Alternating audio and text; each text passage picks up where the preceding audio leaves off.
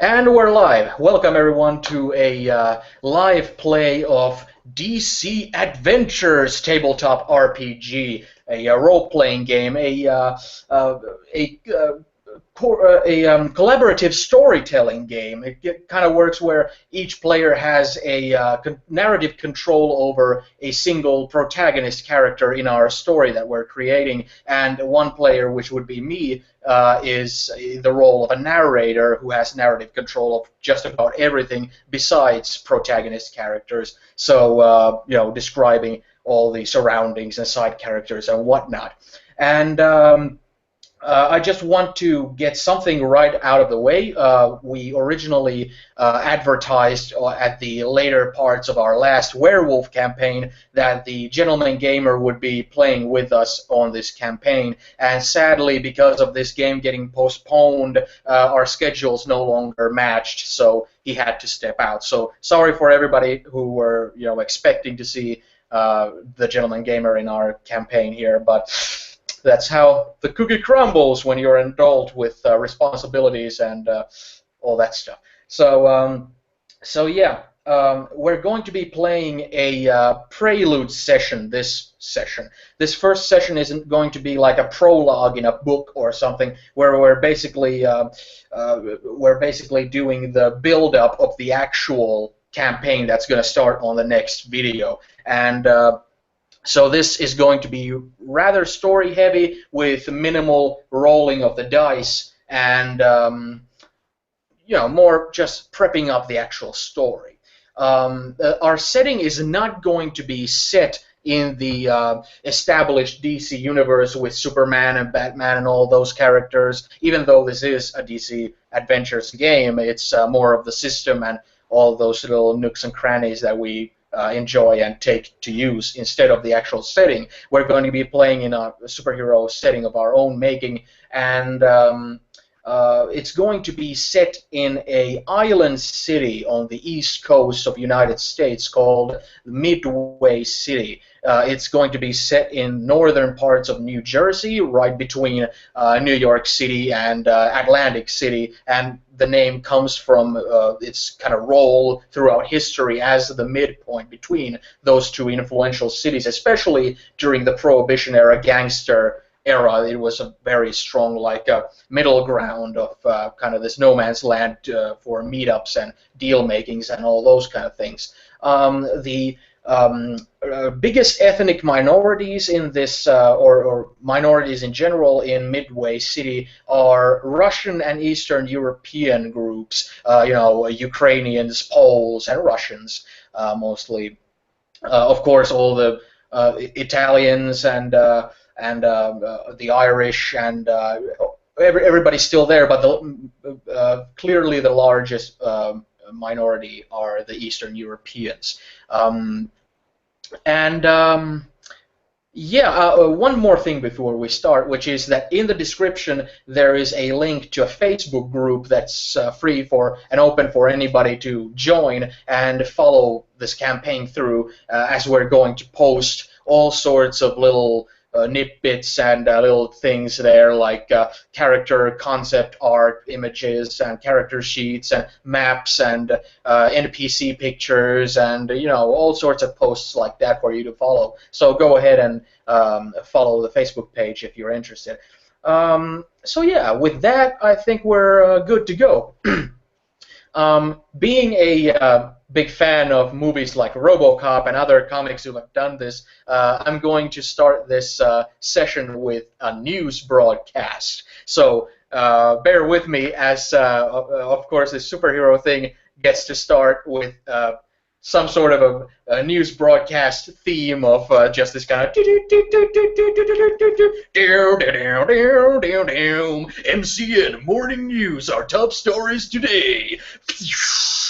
It says that the Johansson case is about to go to trial today. The single biggest white-collar criminal trial is about to commence. The charges against Mrs. Johansson stand on embezzlement charges, laundering, and tax evasion charges that are in the scope of tens of millions of dollars, making this the largest white-collar criminal trial in U.S. history. In other news, there's a new controversial book has just been released to bookstore shelves. The Lord is My Buckler is the name of the autobiography by the former superheroine Silverstream, whose controversial writings have stirred up many controversies throughout the media. We're sitting down with the group, the Buckler superhero group's founder, Tanya Vasilievich, here in studio, and it turns into a interview segment where you can see the Buckler superhero team's founder, Tanya Vasilievich, who's somewhere around her 60s, this little bit overweight woman with very like sharp eyes and very like red lipstick and gray hair and a cigarette in one hand, wearing a white suit, just shaking her head, saying that this is sad, just sad. Silverstream is in my thoughts and prayers every night. Her mental instability problems, I hope she is taken care of. But the allegations in the book simply are sad to behold. What? And the interviewer then says, well, what about the claims she makes in her writing that about you having prior knowledge of her mental instability before sending her to the laboratory compound, which caused the explosion of the entire city block in downtown? Absolutely preposterous. All this after these messages, and from that little news broadcast, we kind of pan back to be kind of cinematic. Pan back from seeing that it's in low volume on the TV screen right in the morning as the sun is just coming up in the apartment of Captain Phantom. Captain Phantom is laying in bed as the morning dawn is breaking with his beautiful wife, as the two are finally getting some time to spend together as their children have been sent to be taken care of by your wife's parents in Florida. And as the two of you are laying there in bed and waking up pretty much at the same time, you're laying there on the bed, and your wife is kind of laying there half on top of you, and only noticing now that you're waking up as well, and kind of just running her fingers on your chest and smiling at you as you're laying there. There's a nervous tension in his brow as he wakes up. As he looks around, there's a bit of a steely gaze in his visage. He stares upon that window, the bit of the sunlight gleaming across his face. He stares out there almost forlornly as part of him still wishes to be out there again. Even during this relaxation, this vacation, he cannot rest. For deep inside of the chambers of this bedroom, he has his costume nearby, on standby as always.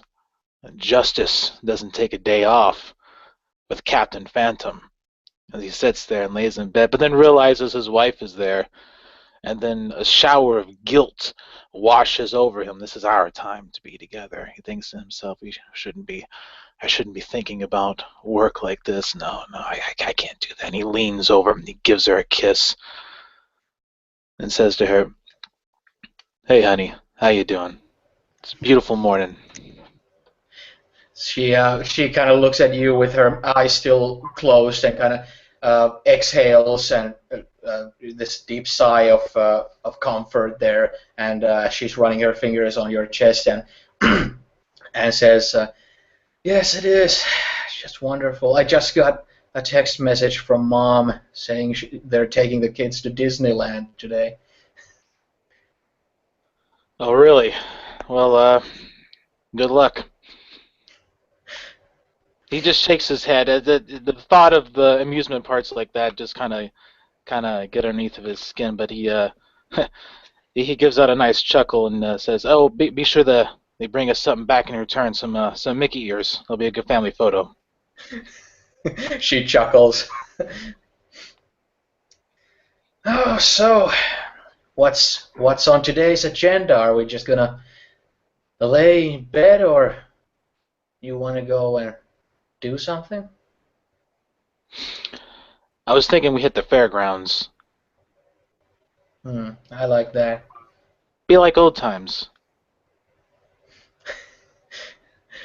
Well, this whole time finally having some time together alone, it's already starting to feel like old times. I know, but we discussed this before. We can't be getting used to this. The job, as well as you know, it takes up a lot of our time. I can't be Oh, bothered. of all the times to be talking about your job, why did it have to be now? As she's kind Look, of just, snuggling further. look. I didn't want to bring it up all the time, but we have to be aware of these things, honey. I can't be. If something happens, they're going to need me. It's just a way of life. I can't help it. It was the same way when I was a police officer, and it was the same way now.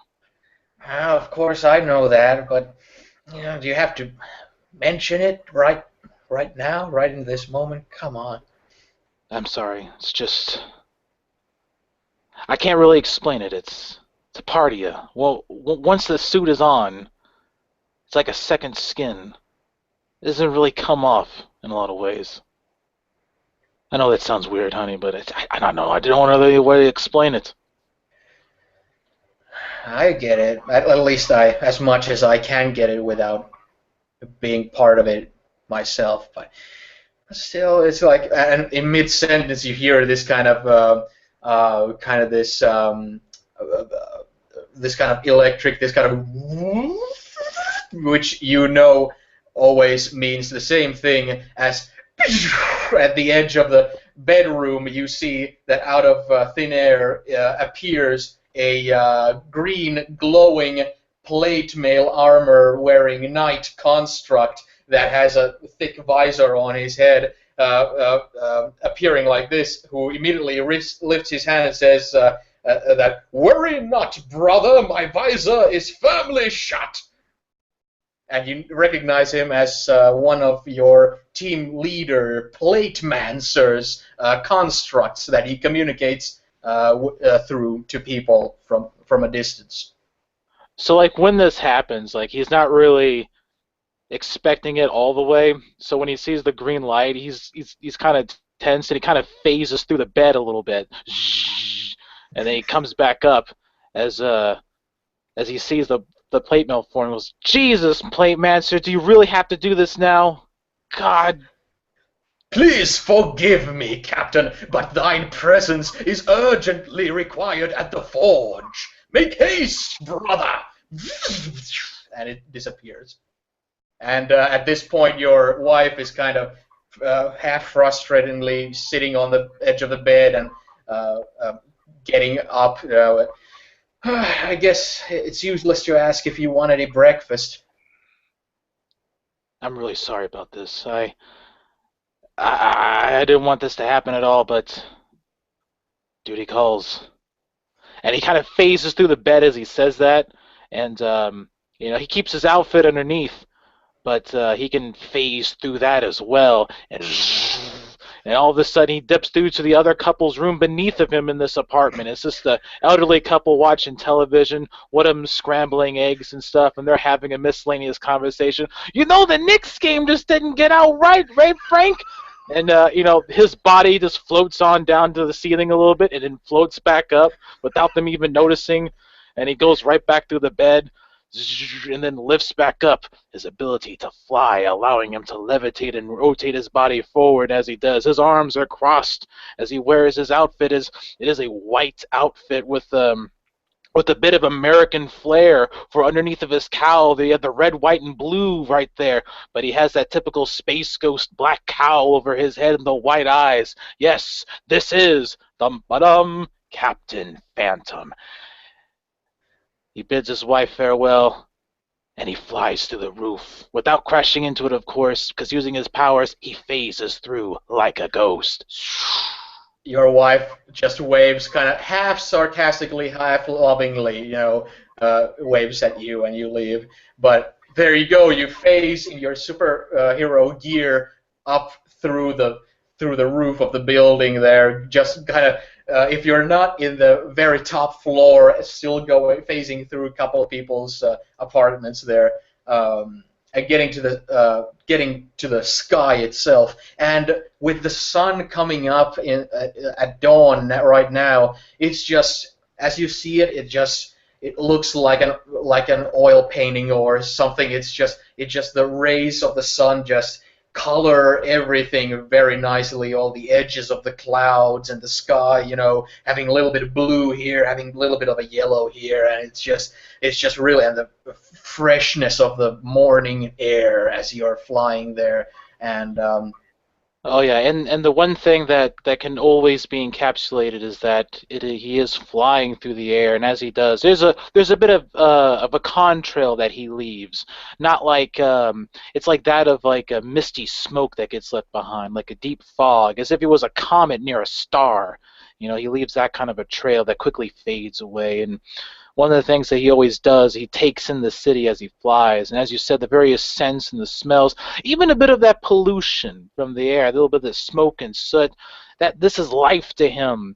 And it's so exhilarating, and part of him, just a part of him, yearn for an emergency to come up, though he feels guilty about it. He can't quite explain it. This life, exhilarating. Once again, he gets to go out and do some good. There he is, flying about. yeah, there you go. And I have to say, if this was indeed a movie, this would be the opening credit scene montage as you're flying through the air from the clouds and getting all the sun rays and colors, especially the colors everywhere. And of course, I've been listening to David Bowie's Heroes quite a bit when thinking about this campaign. And as you fly, that would of course be playing in the background. Oh, and one more detail to add. You see, as he flies through, certain people could be there, and they would watch it. There'd be people in the streets. They might look up, and they might see a flying. It's the kids, Captain Phantom.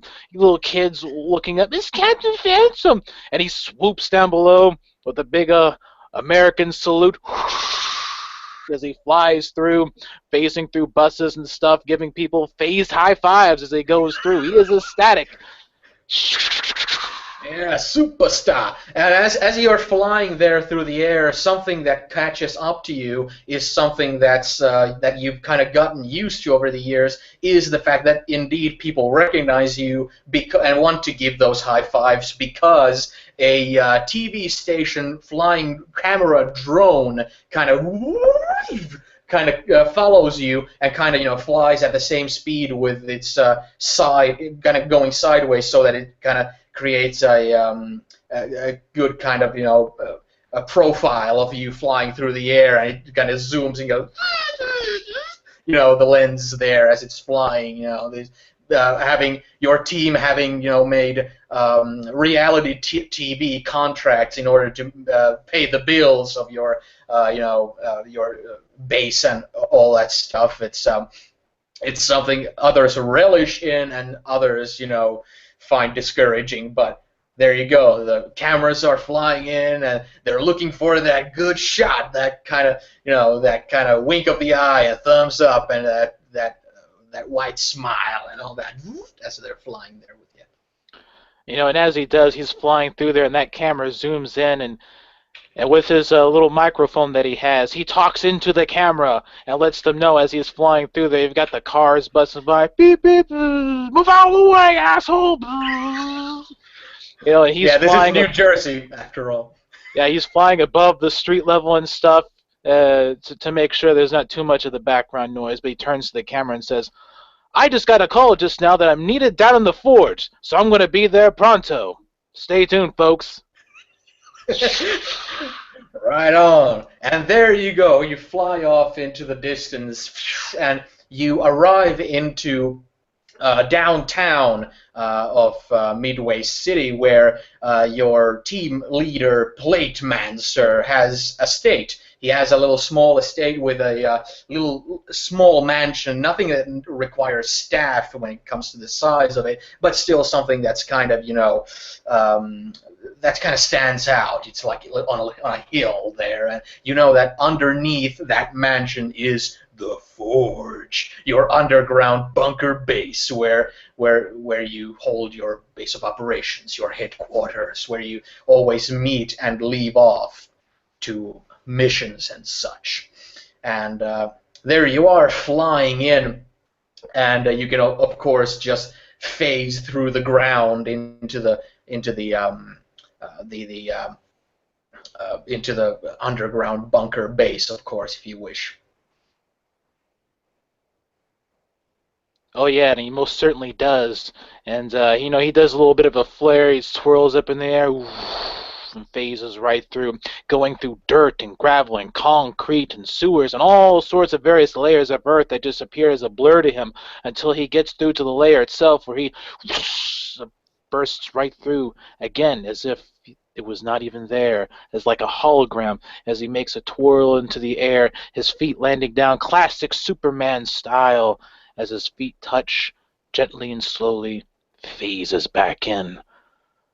And as you phase back in, you see the familiar forge scene in front of you, which is kind of this very large, just one room, this circular little place that has this circular reflecting pool in the middle of it. You, of course, see Plate Mancer with his back still turned against you, stirring it with his staff. But you also see around you there's all sorts of computer screens in one part of the room. There's symmetrically placed statues of like Teutonic knights with like shields and swords, because Plate Mancer is of course from the planet Camelot with a KH, and these are of course his saints and ancestors and such reflected in the large statues around the reflecting pool there. And With with like gentle steps that he takes, you can hear like the leather boots clipping and clapping as he moves along slowly. He approaches Plate Mancer and stops just before him. So what seems to be the problem, old friend? and you see Plate Mancer turn around. He's wearing this. It's not outright green, but it has like a green flare, as if it's like made out of some sort of space material that has sort of a green edging to it. It's basically a full plate armor where you don't see any skin underneath. It's all metal everywhere, and he has also a helmet with a heavy visor on it, and he has a very large cloak, and he has a staff which is basically just one-handed sword with the handle being the length of a staff, and he uses it to stir the reflecting pool, and he turns around and makes a gesture to you, and says uh, that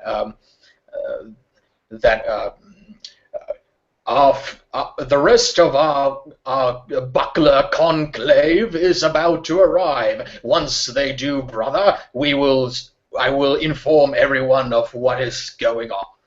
And at that point, uh, both John and Roger can decide how they make their entrances and give full descriptions, but in fact, the rest of the bucklers do arrive with. Well, let's say, John, how about you go first? Describe how your character enters the scene and what people see.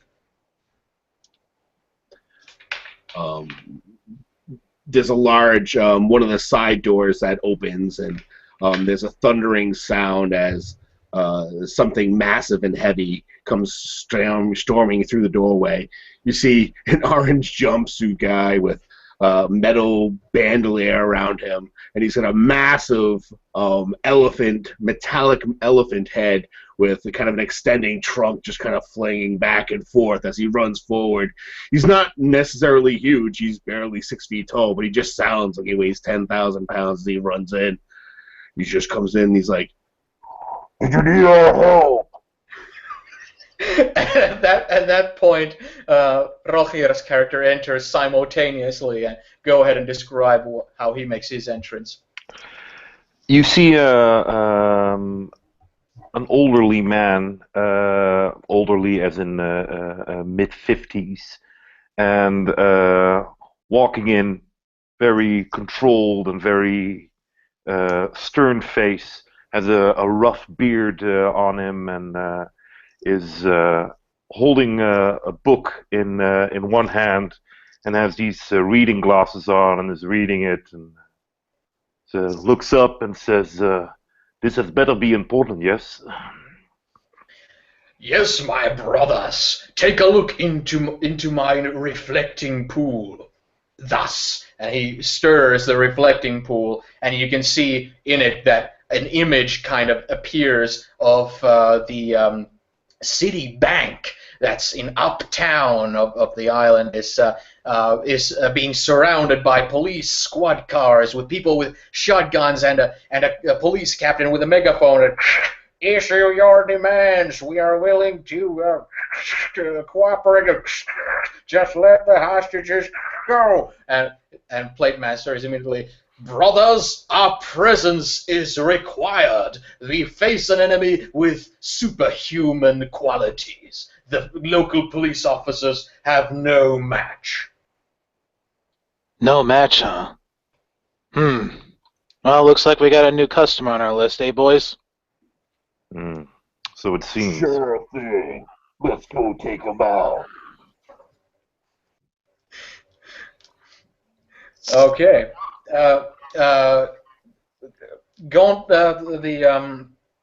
Plate Mancer says, "Step, mine brothers, next to the reflecting pool, and I shall transport all of us into the scene simultaneously."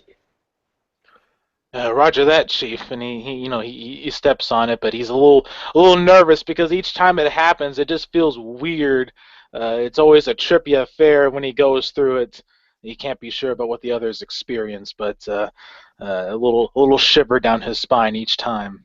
I put a bookmarker between the page where I'm left, and I put the book on the shelf. It says, "Let's do this." Pump Trunk kind of steps forward and slaps them both in the back. Let's do this. Oh, and when you do that, he looks over towards your character, Rohir, and he says, "Was that Hemingway?" Yes, it was. Oh, wow. It only took you a day to read the other one, right? It was some light reading. A little light conversation to be had, as this is our daily affairs. Yeah. And you see Pump Trunk's head's just going back and forth like, yeah. But yeah, Plate Master stirs the pot that starts to emit glow out of it and says, "By Merlin's beard," and it starts to glow brighter and brighter, and it says, "Sim Salabim," and all of a sudden, each of one of you gets this construct, green glowing construct, plate armor on top of you that comes out of nowhere, just, and immediately you're just teleported out of the forge, and you can see just like going light speed in like Star Wars or something, just gonna. Just speeding through reality, and as the bucklers arrive to the scene, Pump Trunk, Gauntlet, Captain Phantom, and Plate Mancer, all together they arrive out of those plate armor constructs, and as they arrive right in front of the bank, right behind the police barricade, as they kind of just open up in front of you to the visors and the plates just kind of flap open, just and you're there as you just step there. And immediately the police look behind them, and you can see some of their shoulders just kind of relax when they see that the bucklers have arrived. And immediately you can see bustling atop of you. There's those same kind of camera drones, just zooming in. Some of them coming, awkwardly close to your head. Some of them getting a different kind of shot from a distance. Some of them trying to do something artsy, like getting a reflective shot off of a police car's window or something like that. And as all of you, arrive there, it's you're on the scene. The police captain immediately just turns to you with the megaphone and just kind of lowers it and, "Bucklers, thank God you're here." You can thank the American taxpayers for that one, Chief. And he walks up to... Sorry, go ahead. No, go ahead. No, Pump Trunk just immediately starts looking at the cameras, and he just goes, "Boo!" He starts posing while they handle all the talking. Nice. Gauntlet just kind of covers his face like, oh man. Yeah, and you have that giant plate gauntlet that you have super strength on that you cover. You can cover your entire face if you wish. So Captain Phantom ends up walking up towards the police chieftain who's got the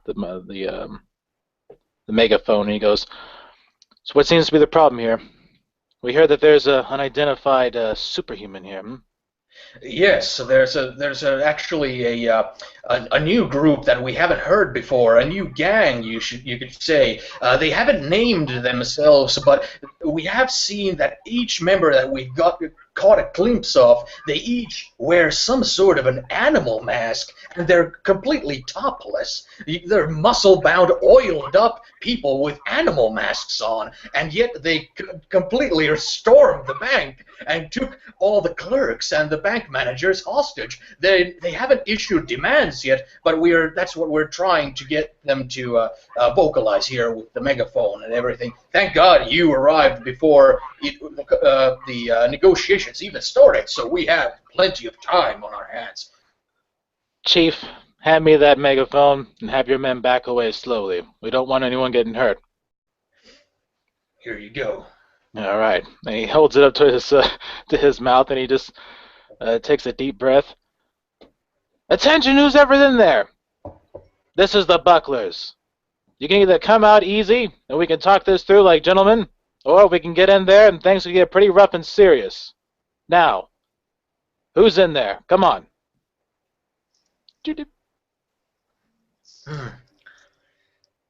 We have been trying to shout them out, but there hasn't been any luck yet. But then you can see, because you guys shouted that it's the Bucklers here. You can see that from the bank windows. There's more like silhouettes from this distance. You can't really make out specific people, but there's like silhouettes of clearly people are coming to look out the windows and stuff. And there might be some hustle and bustle and some kind of conversing going on, some kind of laying out of plans and strategies. So there you are standing, and while you're standing there and while Pump Trunk is doing his Hulk Hogan routine to the cameras, you can also see that Plate Mancer has lifted up a can of Pepsi, and he got just, and it makes it like an endorsement of like while you're working there, and takes a sip through the visor's little holes there that just, and the cameras zoom in on that as well. He turns to the rest of you, and he hands the megaphone to a Pump Trunk and goes, "Fellas, I'm going to go do a little investigating." And like with that, he just kind of phases through the ground and so it begins to glide inside. Shouldn't we have it? Never mind. This brother of ours is too much of an individualist at times, I say. Yeah. And what about Captain Phantom? What is it that you're planning to do? You phase right down to the inside the ground? Oh yes, he phases into the ground, but then starts to move directly underneath the bank. Well, he'll poke his head up through like a potted plant of some sort inside, so he can disguise where his form is and still be able to see what's going on inside there. Get a look at who's in there. Okay. As you go to get up, as you kind of come through the ceiling of the marble floor, it's kind of a fancy city bank there. As you kind of come up, there's exactly where you're coming up. There's a potted plant on the floor there, so you're kind of like you can see that. Oh damn! You're not seeing anything, but your shoulders are already touching the air. So they're kind of you might be compromised. Someone might see your shoulder line. So when that happens, he backs himself up into the wall, right, as he phases, and then keeping only just the whites of the masks of his eyes poking through. He kind of just seemingly moves along the wall. He looks briefly, and he sees like a little portrait of like the bank manager there. And then he phases into the wall completely and moves into where the bank manager is. And then he phases his head partly through there. So now it looks like he's wearing like a mask or something. And he just begins looking around. All right. As you moved away from the potted plant there and you went to the wall, you can see that one of the criminals there, who's very burly, barrel-chested, and covered in baby oil, wearing a tiger mask, just kind of, walks to the plant and just kind of looks at it and just kind of looks around and just kind of shrug his shoulders. Hmm. And then just turns around and walks away back where he came from. Where you're standing there, you can see the situation where it's pretty. It looks from this distance very clear cut, because when you walk into the bank, it kind of opens up into this large space, and pretty much everything that's not in this one open space is some kind of either an office space, which is not like a clerk's office, but like somewhere where you negotiate loans or something like that, or that sort of stuff, or in fact the manager's office, or the actual kind of vault. But the main area is very large and open. And in there, you can see that you spot at least, let's say, 8 burly dudes covered in baby oil, each wearing different kind of masks. One has a tiger mask, one has a gorilla mask, one has a zebra mask, and all these kind of masks and muscles. And the way they're not like, they don't have the clerks like lined up on the floor with somebody holding a gun to their head. No, they have people in chin locks, and they're just holding them like tell us the combination to the vault, and just kind of squeezing, and people are just panicking like, oh, I don't have the authority to have the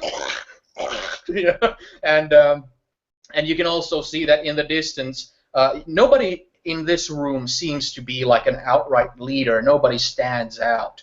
But you can see, like in the distance, in the offices where perhaps the vault would be, that there seems to be also some movement, that there's probably others who are trying to get into the vault separate from this little group here. Interesting. With that, he kind of phases back through the wall and keeps backing up until he is outside. And when he does, he gets onto his radio and starts to communicate to the others. Okay, I've identified a couple. Several of them are being held hostage, manually, I might add, in headlocks. They are not armed, as it appears.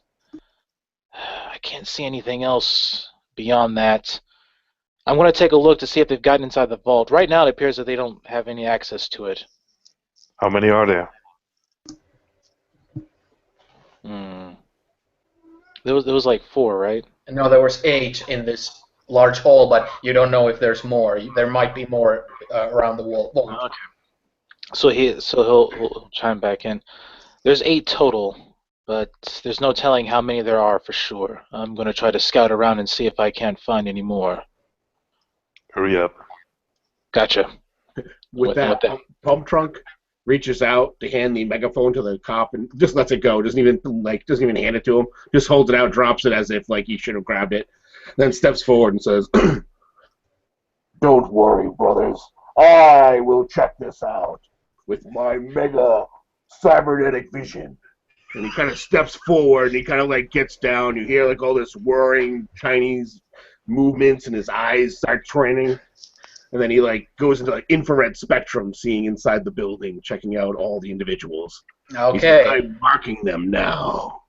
All right. And as you go, as you look into them, you have everything around you, all the police cars, everything scans in automatic, and all the weapons that the cops have, just everything is scanned and processed, on the background, just as your crosshair is kind of going there, and you zoom into the bank, and you do notice that from these movements, you see these kind of silhouettes of these glowing figures, as opposed to the regular dark red background of just seeing the walls and stuff. But you recognize each figure perfectly and moving, and you can always see when somebody's holding a hostage, because there's 4 legs there, and somebody holding somebody in a chin lock, and you notice that some of them, not all of them,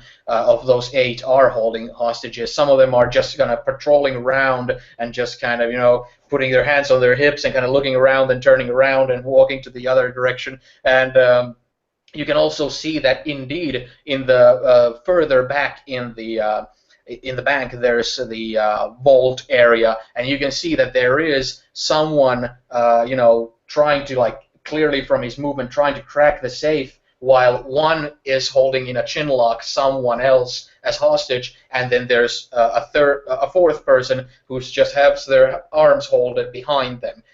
So it seems like a clear kind of setup of who's who kind of in that. Cap, it appears that there are 4 other hostiles in the back, and with 1 hostage. 3 hostiles with 1 hostage, 4 in total. 3 hostiles with 1 hostage. I corrected myself. Copy that, Pump Trunk. Good job, buddy. And with that,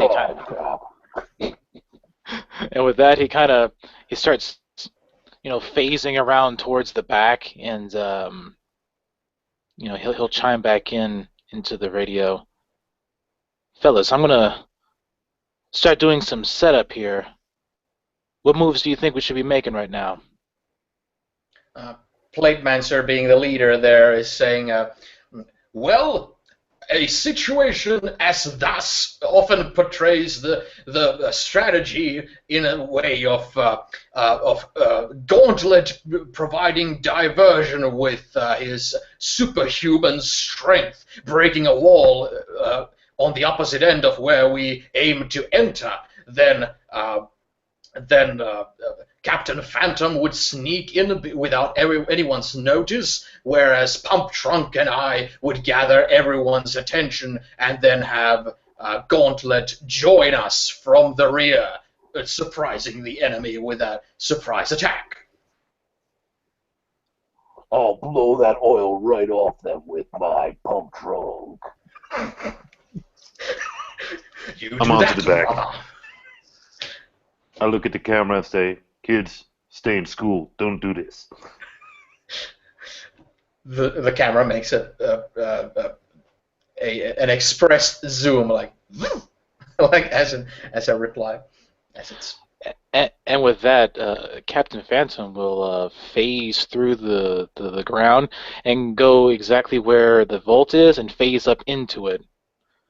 So now he's inside the vault, just waiting there. Okay. So, Platemancer kind of signals to Pump Trunk to come with him to the front door, and kind of signals to Gauntlet to go in the back or to the side of the building and kind of punch his way through the wall. And immediately, as you punch through the wall, they'll crash in through the front door and have the enemy, startled and confused.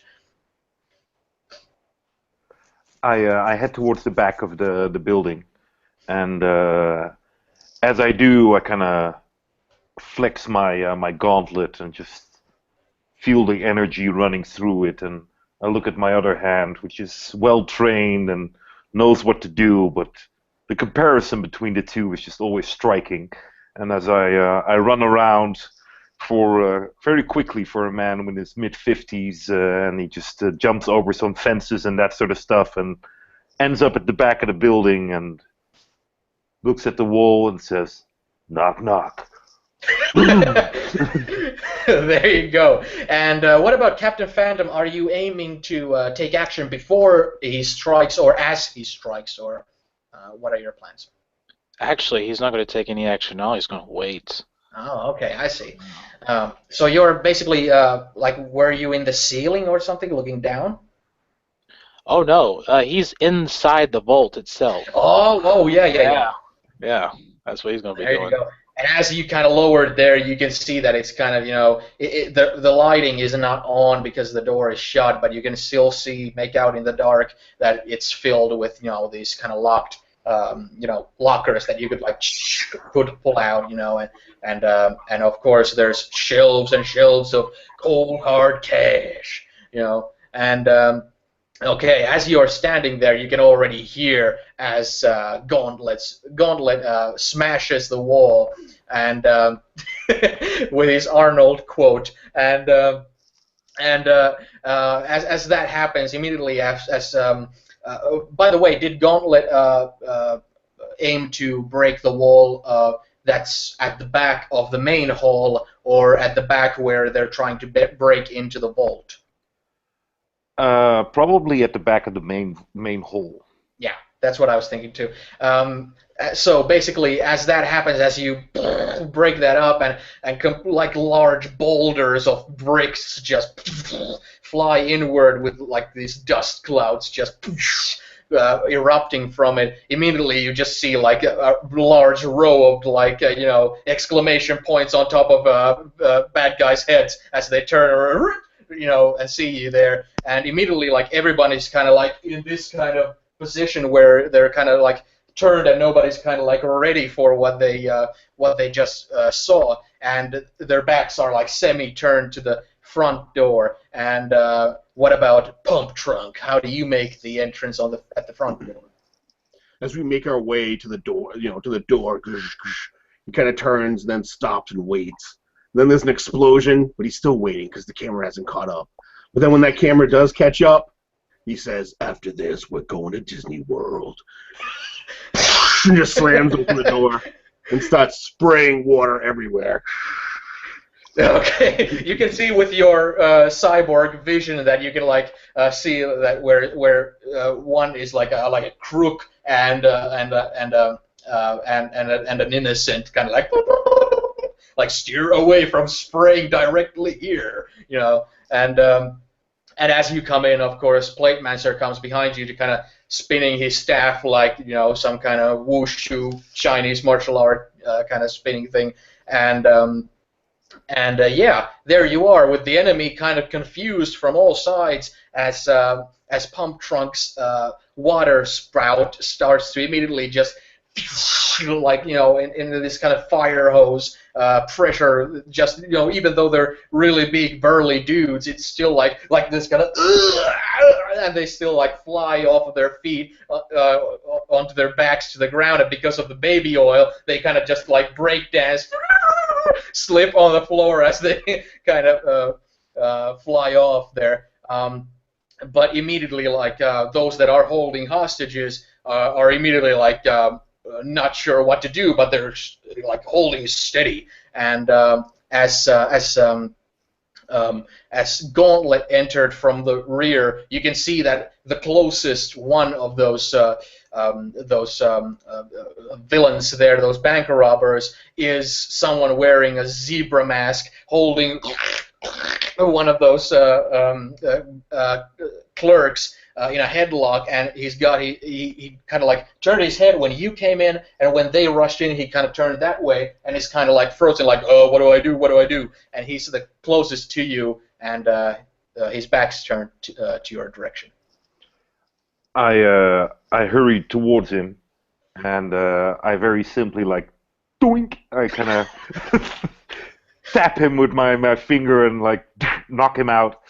Okay, when you do that, it's like his feet on the ground. They kind of go, and they kind of like his body goes like stiff as a board as you do that, and it just kind of goes to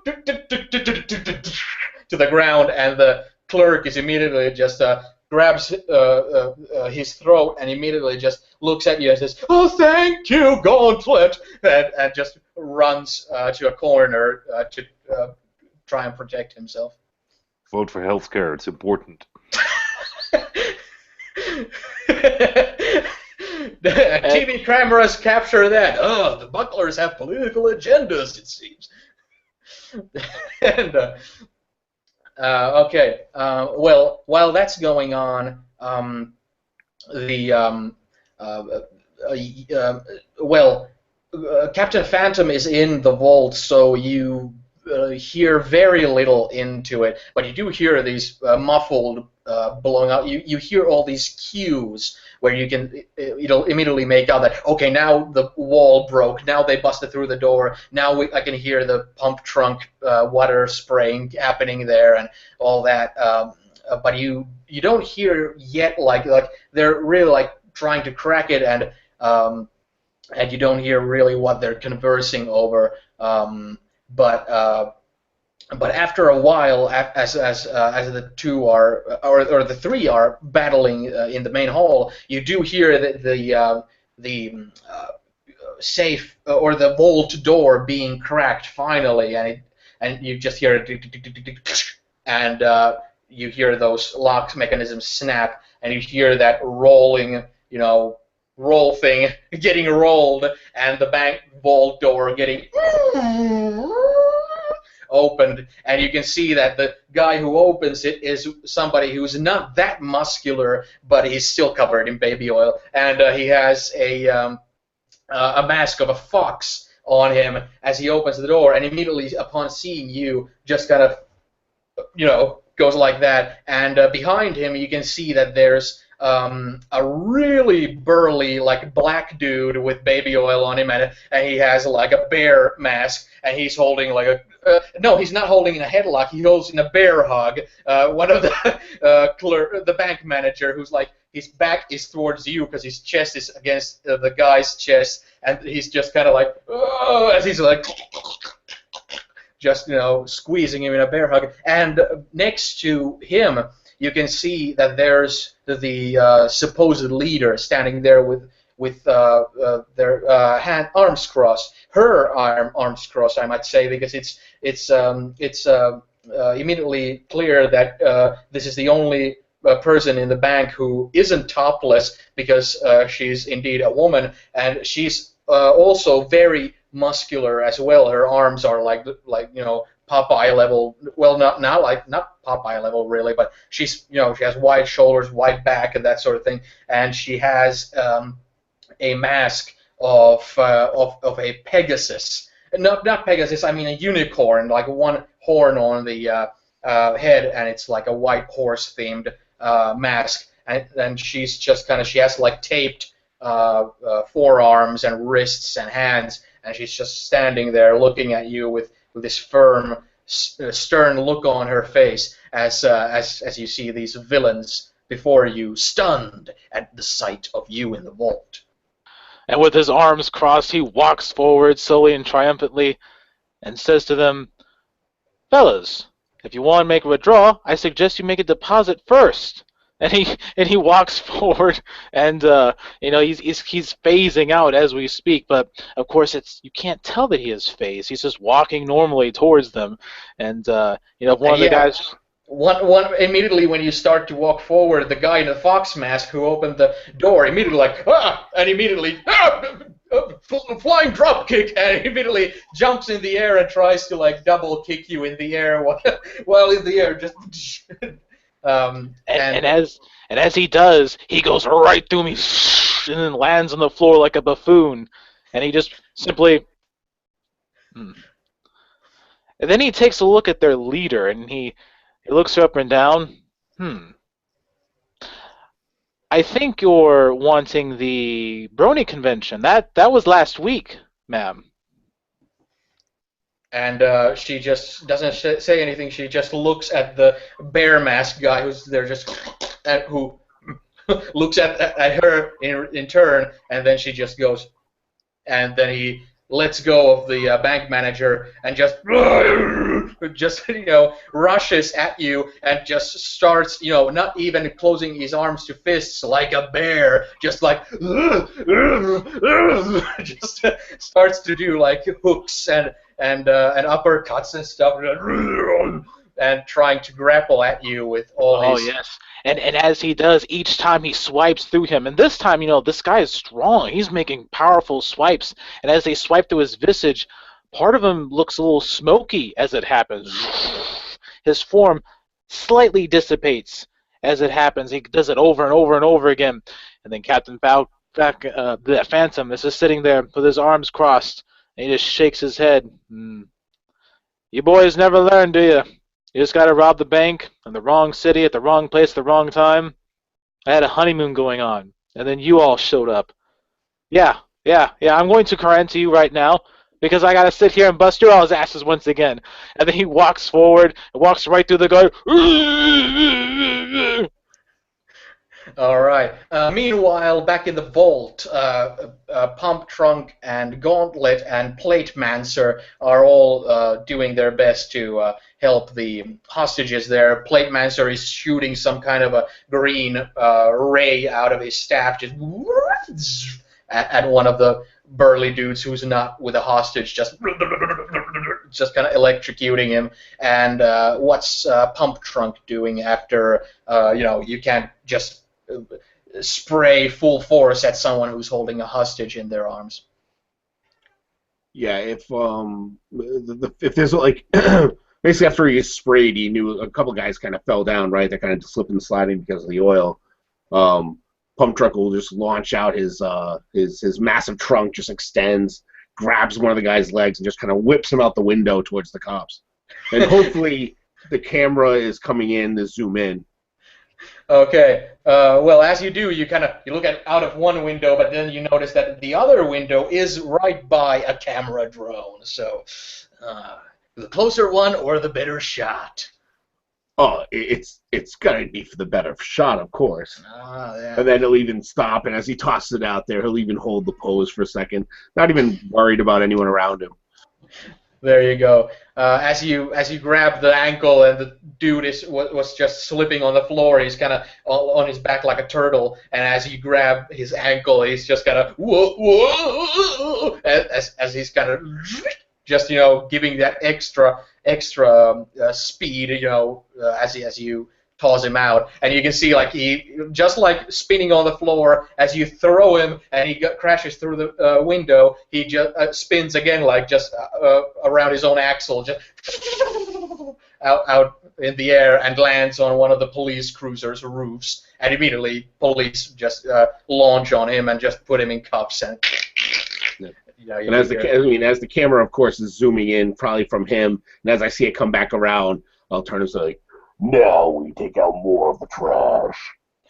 And as you say that, you feel like, as you're making poses and stuff, you feel like, you're leaving yourself vulnerable as one of the burly dudes slips his arms and puts you in a full Nelson as right underneath your arms and behind your neck, and just and he's really like a burly dude with like a gorilla mask, and he's just and it's very hard to like get a grip on it because of the baby oil. It's just like it's just slippery. I can't grapple a hold of his flesh as he's just and Gauntlet is seeing this. You can see that your friend is in trouble.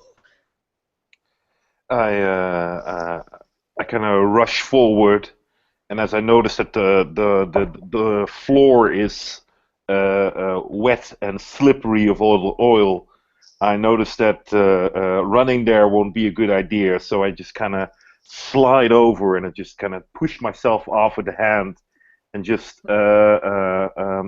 as I slide by, I kind of jump up with my pushing myself up, and kind of tap the guy against the head, and As you slide by, yeah, like. slapping him like bad boy. Okay, as the pump trunk is there in this precarious predicament there with the full Nelson on, you can see that the bearded Canadian Special Forces veteran just slides on the slip and slide floor of the bank and just knocks the full Nelson gorilla unconscious. But even unconscious, his hands were firmly grabbed, so he's just dead weight now on your back, just and he's just holding his weight on your back, so it feels like you weigh double your regular weight. So walking as such is going to be difficult.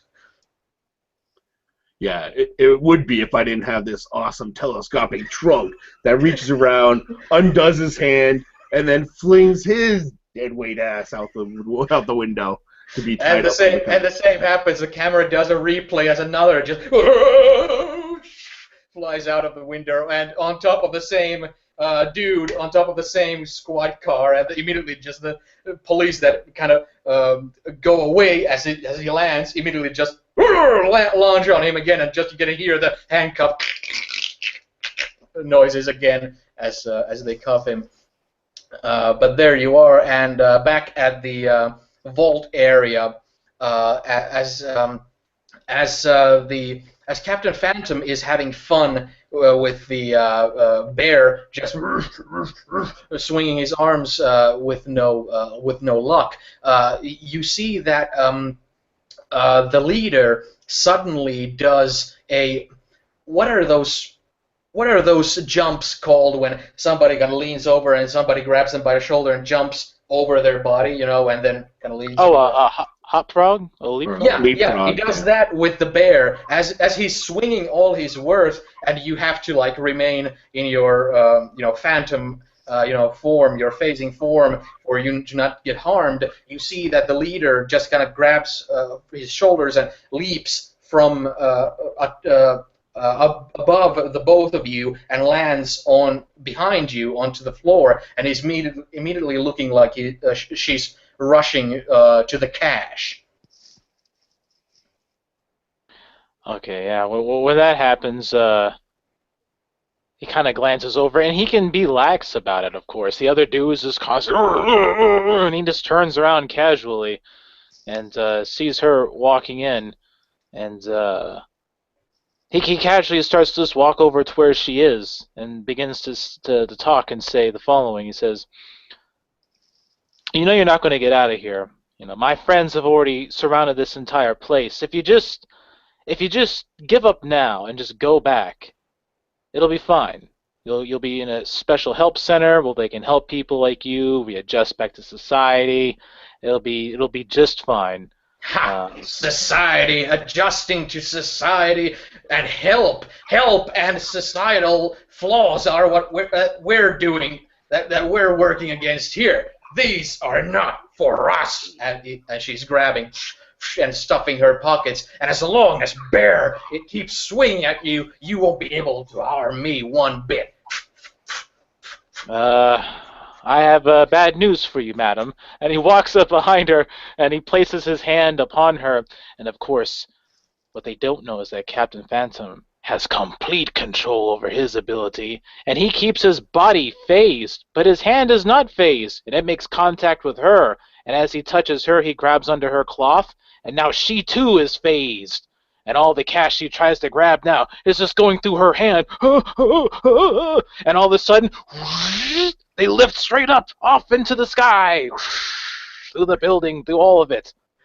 Well, oh damn! I kind of forgot you were that powerful. Oh yeah. Well, in that case, there you go. Captain Phantom does that, and you can see that the woman immediately, like, she had no idea you could do that. Maybe she hadn't seen any episodes of the reality show, where you would have done that before or anything. She kind of, as she's grabbing those wads of money, she kind of notices that she's becoming phased and immediately kind of realizes what's going on, and immediately kind of you can see that she kind of looks like she's given kind of up for the moment, as she kind of stops trying and lays her hands down before you sweep up with him. And as you sweep up, you can see the bear immediately like walk to the point where you guys left off and looks up and just as you go through the ceiling there. And there you go. There you go. You come up to the top of the bank with the leader of the group there in your hands, firmly as in this kind of misty phasing form. Yes, and as that happens, but before, before as he gets up there, he's looking towards and he goes, "Look, you should have just given up peacefully. Now it's just going to be much harder for you in court. But if you just gave up, it would have been a lot easier." And then he just begins to casually fly over to where the police are, and As you say that, and as you before you start, or as you start to fly, she kind of turns at you and tries to spit at you. I assume that's not gonna hit on your face anyway with the phasing thing. And she interestingly, if she spits, right, it comes out of her mouth and it unphases, and it just goes right through him. But Oh, okay. Well, she kind of spits and says through her teeth that what are you, some kind of fascist? What do these stockbrokers' money really have anything to do with you? Why do you care about their money? Well, thousands of people in this city starve. you're talking about. I'm the fascist here because the money you're stealing is not from the millionaires. Their money is somewhere else. But it's not going to be in this bank. This is the bank for the working man. This is the bank for the people. And he's saying that, and he does like the camera pans around as he's saying that. This is where everyday Joes come and cash in their checks every night after a long day. You want to talk about hard times? Let me tell you about some hard times. As he as he gives her the lecture, as they're lowering her down. You're just stealing from the people. You're not stealing from no big banks. You want to steal from the banks? You should have went up to the corporate office. No, you had to come here to the bank and do it. You're dirty. There's any fascist around here, it's you oiled up monsters trying to take money from poor children. That's what you're doing. I'm cleaning up the streets. That's right. The bucklers. We're the shield. And he looks towards the camera of the people. And because of saying something as firmly as you did right now, she's just left speechless. You beat her on the damn microphone. She's just, she just doesn't reply. She tapped out.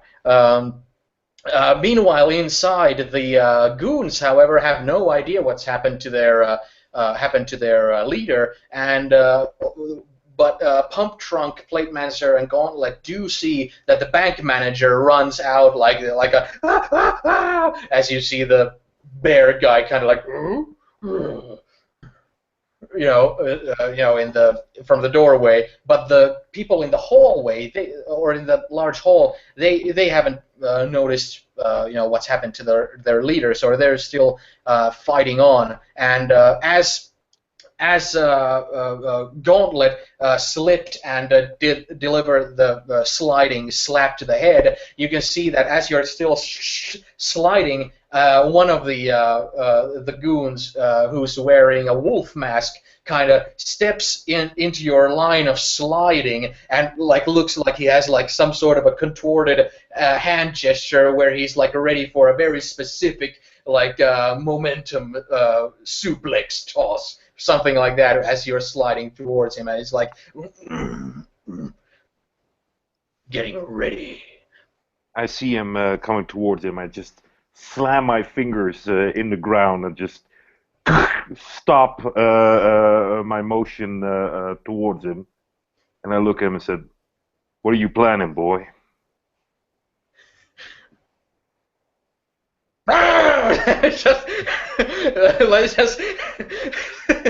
He doesn't know what to say. His feral side took over, and he just leaps in the air with in this kind of gesture, and he's kind of almost in slow motion, just coming at you through the air.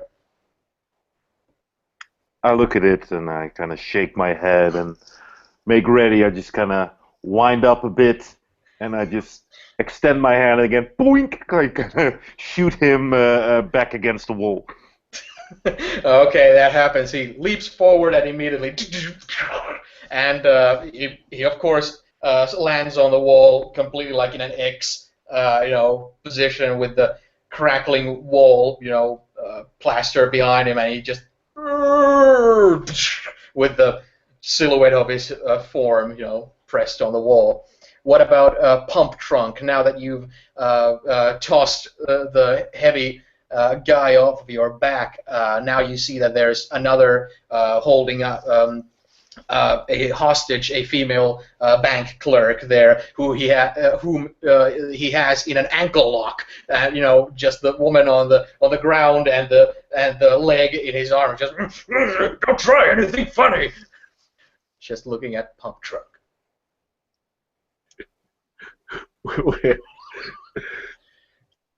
As he says that, Pump Trunk takes 2 steps forward. Then it's just his trunk extends, lashing out like it normally would to grab, and it stops an inch from the man's face and just blasts a full blast of 800 gallons of water just bursting out of his thing, sending the man flying across the room. You can see, like, when that comes, he's immediately like, and when he kind of stops in front of his face, you can see that, like his mask is sweating, and he just swallows, like, and then, and he, of course, like, just flies off. You got to drink from the fire hose. And the woman gets up and runs off through the front door to the police barricade. But at this time, Captain Phantom has managed to bring the the leader of the group to the police. And how do you do that? He flies down right in front of them all with the woman in tow, and as he flies down, he looks towards him. Chief, let's get the boys ready.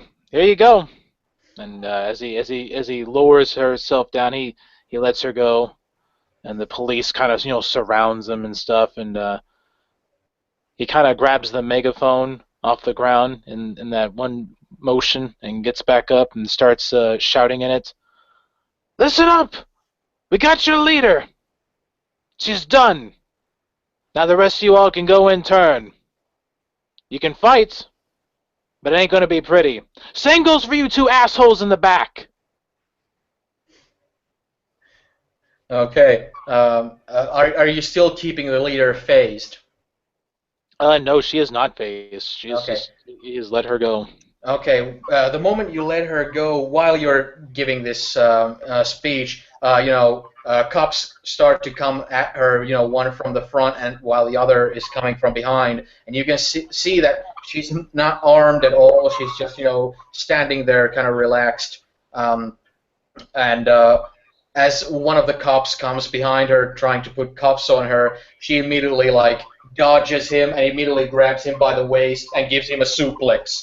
And then 2 cops come from the front, and she kind of dodges them and grabs 2 of them in a wrist lock into a suplex and suplexes both of them at the same time. Then 3 cops come at her as she makes a hip toss and belly-to-belly suplex, and then another suplex and a suplex until the cops keep getting up. They're not seriously harmed or anything, but they keep coming at as she keeps, keeping her, fight up, and she just keeps countering everything they do into a suplex, into another suplex, and she's just, completely wet with sweat there as she's just, grunting and doing suplex after another until finally all the police kind of descend like Agent Smiths in Matrix Revolution. That's just on top of her, and they finally when they come on top of her, you can hear the distinct handcuff noise.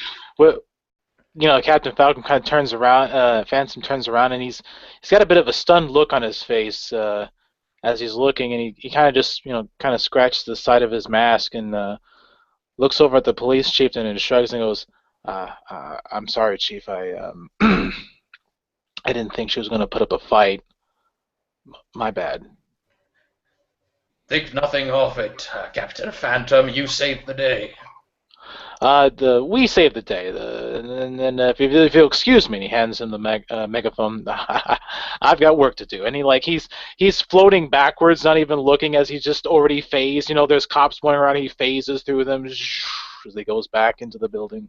Okay. But meanwhile, in the building, after the megaphone incident, a lot of the guys in the masks who were originally kind of like something like that, kind of like, and kind of like there's this kind of dumbfounded look on all their faces, as much as you can tell from their masks, as they kind of look at one another and kind of like, they're kind of they kind of believe what Captain Phantom is saying, and looking at the amount of bodies on the ground, and looking at the droplets of water still dropping from Pump Trunk's trunk, they kind of let go of the hostages and just raise their hands up. Pump Trunk grabs the nearest one and throws him through the window. And he says, word of the day is defenestration. As you grab him and again toss him through the same window, and he again spins around his axis, and you can see that as the police had grappled into a pile on top of this leader woman, you can see that a spinning top like oiled up wrestler man is spinning out of the window and lands on top of the pile of cops who smash out of his way like droplets of water as he just and there's just underneath his smashing weight, the leader handcuffed is also unconscious now. And after he says the defenestration, he turns and he looks at them all and he's like, now, who wants to go out through the window or through the door? And they immediately form a line. And they're like that. Good choice. What about Gauntlet? Then I kind of reach out and give a thumbs up to the camera. There you go. What about Gauntlet? What's he doing while this is going on? I kind of look at the hostages and I walk towards them and I start to help them up and say, "I'm sorry. Are you all right? Come on, here. Let me help you."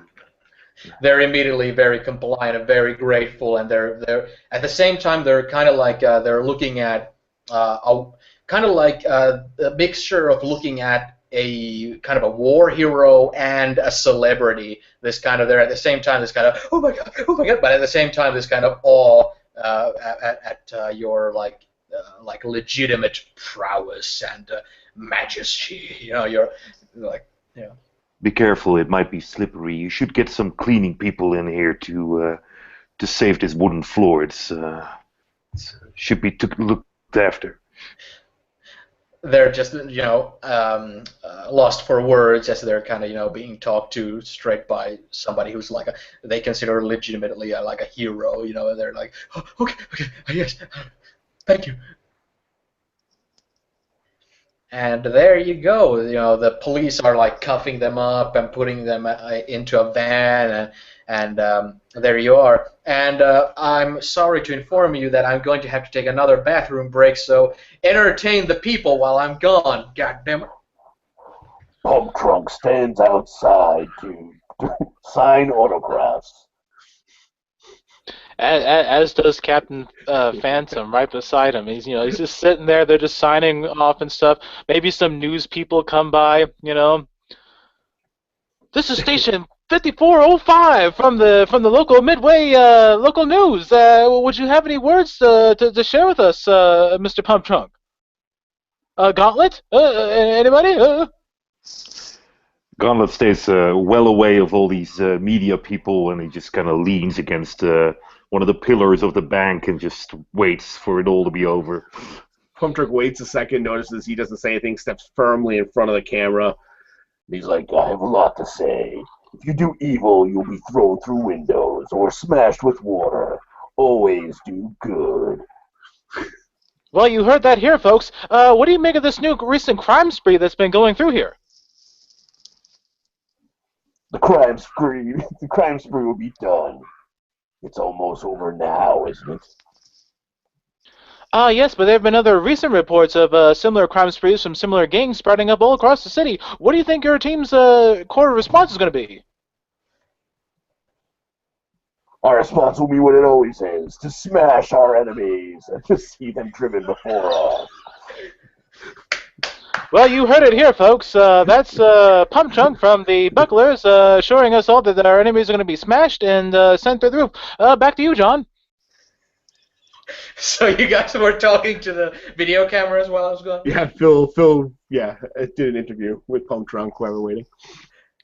Awesome. I was a news reporter. Yeah. Awesome. Thanks. So there you guys are. There you are. The job is done. You all feel like $1,000,000. You're all looked upon as heroes again. You're sure that this is gonna make some extra cash to be spent in some recreational possibilities in your little base there. Maybe you're gonna have like a legitimate day off where you get to go somewhere or get something like get a nice cooler or something like that in your base of operations, something like that. Whatever, you're gonna get a little piece of the pie that the video cameras captured today, because it's gonna be a hit episode for sure. But there you are, the four of you, around the police who are now starting to. There's ambulances and there's fire trucks there, all ready for assistance, and there's of course going to be some kind of construction stuff that's going to have to go on with what happened there, and that sort of stuff that's going on. What's going on with the three or the four of you while the situation is kind of Well, I know Cap and I were signing autographs. I don't know, you didn't hear that when you left. That's what him and I were doing. Okay, cool. I'm kind of standing leaning against one of the pillars of the bank, just kind of waiting for all this media hype to go over. Okay, as you're doing that, you can see that Plate Mancer is kind of walking to your direction with the staff like a walking stick, and says, "No lust for the limelight, brother." You know me. Yes, I do. Thine principles are worthy.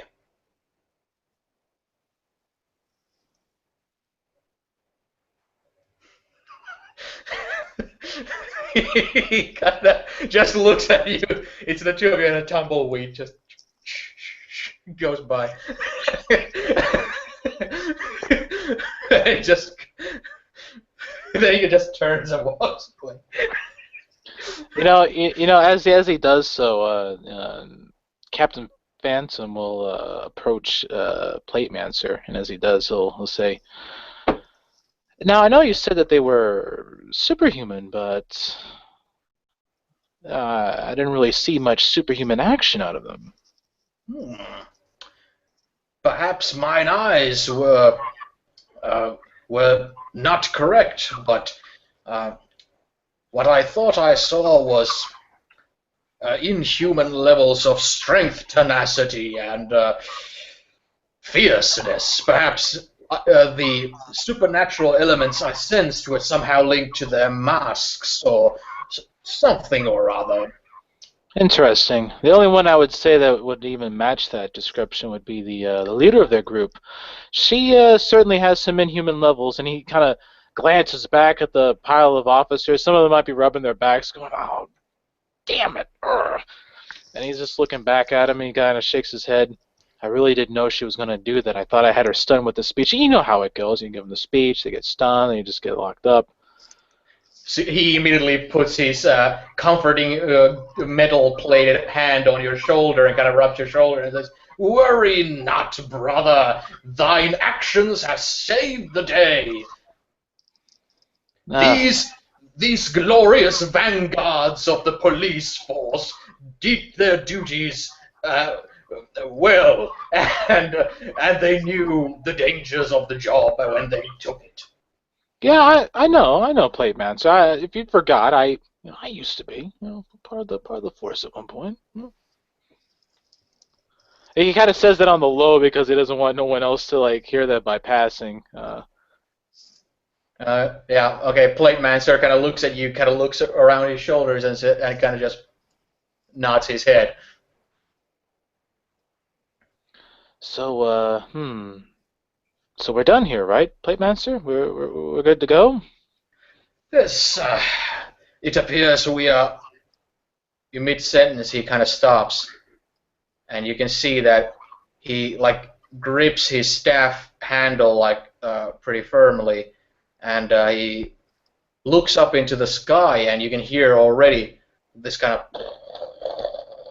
little bit of a thunder coming from the distance, and you can see that the clouds indeed have kind of turned into a little bit of a storm cloudy, darker gray there, a little bit of and a little bit of first droplets of water you can feel on your face, which is kind of a deviation from the more summer-like morning heat that you experienced when you arrived on the scene.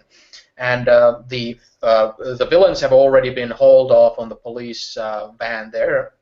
But as Plate Master kind of looks into the distance, he just kind of looks at um, he kind of looks at into the west, and he kind of looks and he says, "Could it be?" I mean, in the middle of a sentence, you hear an explosion in the distance, only a few blocks away, where the local library is under construction at this moment. Perhaps a gas explosion or something, but you immediately you feel the vibration, and it just and you can see immediately smoke, black smoke rising from where since the town, it's like downtown, the not the central library, but the more there's another library that's not as big, but it's more culturally relevant with history and stuff. It's that one that's under renovation and stuff, where you hear that explosion and see the smoke, and immediately when you hear and see that, you also hear this strange harrowing wail, this almost like banshee, like this scream, this kind of, you're used to hearing this certain type of screams when people are scared and panicked and all that, when something like this happens. But when you hear that explosion, it's something that feels almost like an airway, this kind of just this kind of harrowing banshee scream, this kind of something I'm not going to try to reproduce. Just imagine just this kind of washing over you, and you can see that Plate Master looks very serious all of a sudden. Well, of course, hearing an explosion, you get serious, but usually he would be like, "To arms, brothers!" Now he's kind of gripping his staff firmly and looking there ominously. And when all that occurs, the hair on Captain Phantom's body stands on end, and he gets goosebumps going up as he feels the force of that sound wave go through his entire body, each reverberation causing the sensation of excitement and panic. And as he was looking forward to having this day be done, dealing with the usual crooks, as strangely as it might sound, this is an everyday day for a member of the Bucklers, but suddenly a tinge of excitement pumps through him. More action. A part of him whispers in the back of his head, more action, yeah! But that is quickly quieted and pushed away from the seriousness of the situation. He thinks explosion. He thinks of many dead bodies, perhaps. Maybe a construction accident. He looks over towards Plate Mancer. Damn. Damn, that looks serious. Can you get us there quickly? No, I can only teleport people from my reflecting pool. It looks like it's close. He looks kind of half stunned and serious. He doesn't seem like his usual self for a little bit. Gauntlet was, as he was standing against the pillar, looking uninterested. He was actually kind of scanning the area for anything else to go on. And he was probably one of the first that noticed the fact that his friend and their leader was unnerved by something. And he probably knows that we can't be teleported that way, so he starts running, and he kind of walks towards this like little energy house or something, and he just kind of pushes himself off with his gauntlet and just shoots off in the sky towards the area, and kind of estimating how much strength he needs to use to get there in one push. Wait, what? You're like slingshotting your way through the air? Yeah, he's just kind of like pushes himself off, and he just like. Oh man. Well, Captain Phantom better help you because you don't have like supernatural endurance or anything. So your No, but strength is in your gauntlet. So if you He plans land, to catch himself somewhere. okay, I hear you. Okay, well, I was first thinking like you're like totally cool, just landing on your feet and both of your ankles. No. He knows that the strength only is in the gauntlet, so he knows that he needs to catch himself somewhere. Okay, well, immediately, while Captain Phantom is still kind of like, oh, that's serious, you already see that Gauntlet is already sprung to action and already slingshots his way with his gauntlet through the air. You can just see him like shoot up and straight to the direction of the smoke. And and with that, Captain Phantom nods to Plantmancer, and he takes off as well, leaving behind that wispy trail, that comet-like trail, as he flies off into the distance. Okay. Pump truck having as that explosion goes off and it kind of reverberates through him, he gets this massive chill up his back, and it suddenly his thoughts go back to the time when he was in that building where it was on fire, and he was just a normal fireman trying to put that fire out, and the whole building came down and made that same thunderous explosion, and he remembers that, laying there with his legs crushed, his arms crushed, unable to move, and it just sends him back into those images, and you can see he kind of turns, not saying anything, not paying attention to the cameras, and he watches the other two fly away and kind of looking over at, oh God, what's that guy's name? Playmate. Guy looks over at him, and then you can see he starts shaking, and then he's like, Go. Should we go? Aye, brother. And he just kind of straightens his back and starts to run.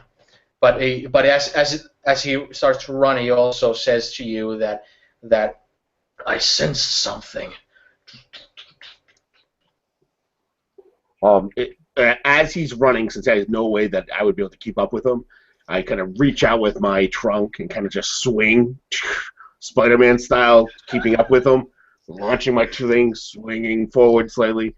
And then I'm saying, "What do you sense, brother?" A bad omen.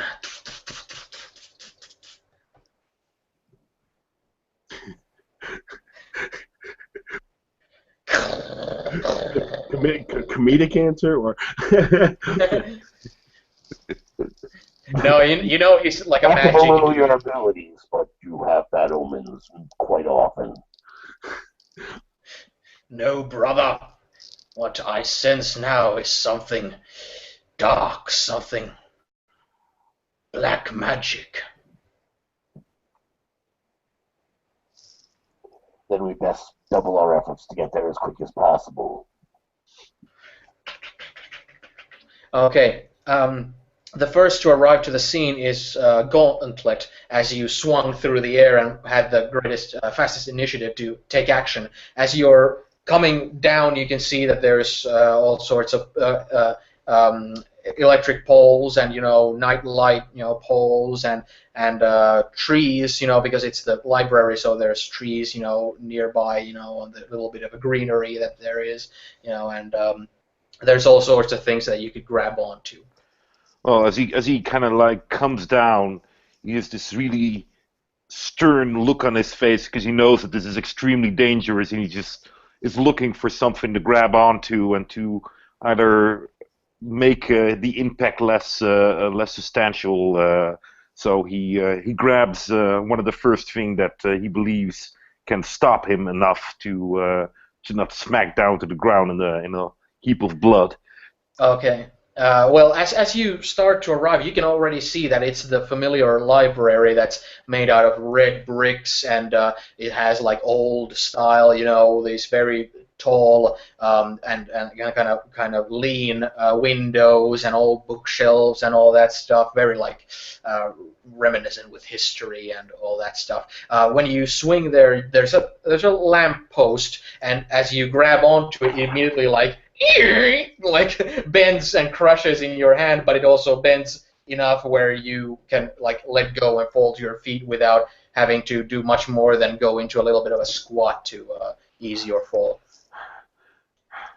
I look around, adrenaline pumping, and to see what's going on. Yeah, I'm you assuming you're the I'll you're be the able to first. save people here, Uh, looking at the things that collapsed, if I need to lift stuff off, that sort of thing.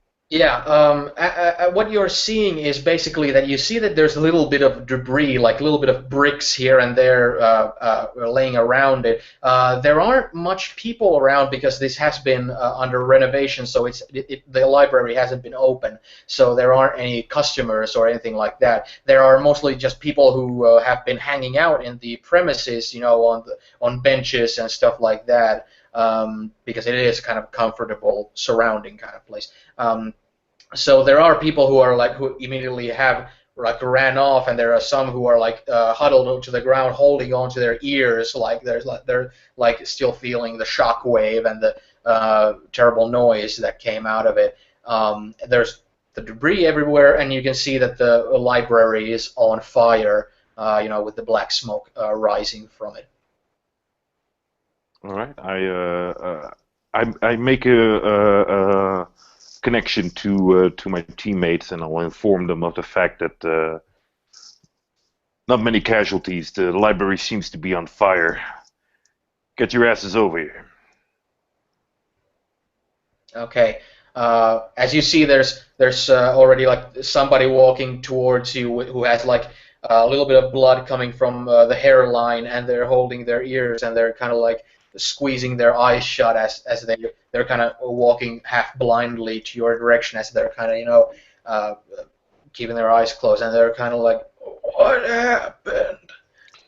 I start to let them lead out to somewhere where I deem safe, at Yeah, least from a respectable distance. That if another explosion occurs, that they won't be struck. yeah, you can already hear sirens from a distance, but they're not going to be here as fast as your teammates. And that's when basically first Captain Phantom arrives to the scene and sees what I just described.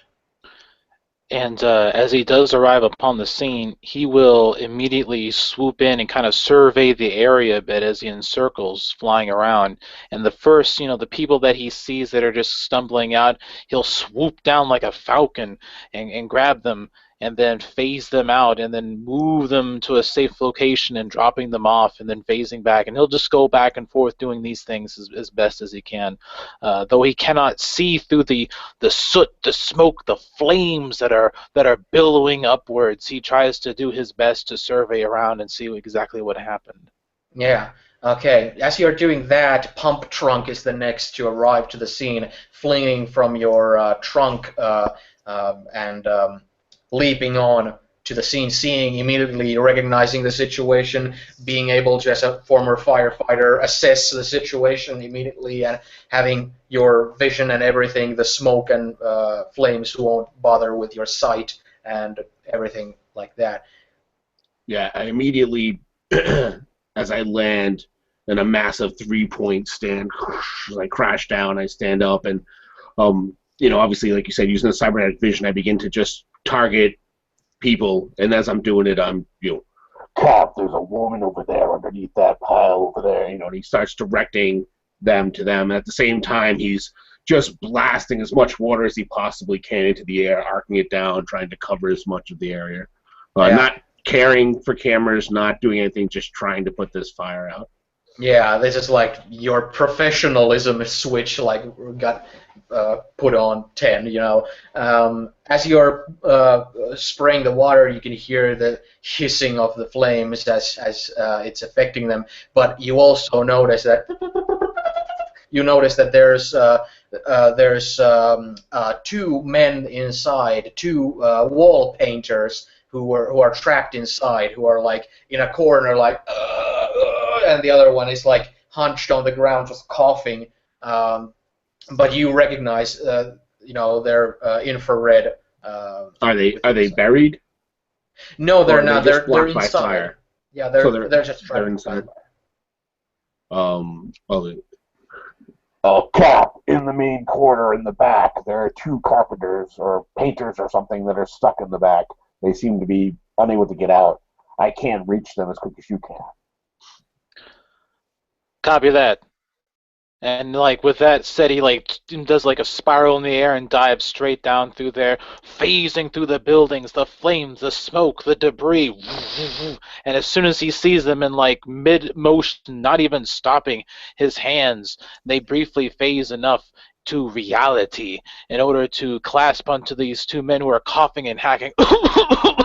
It's all right. We'll try it again. And he grabs them and he phases them through just in time as like some boards begin to fall.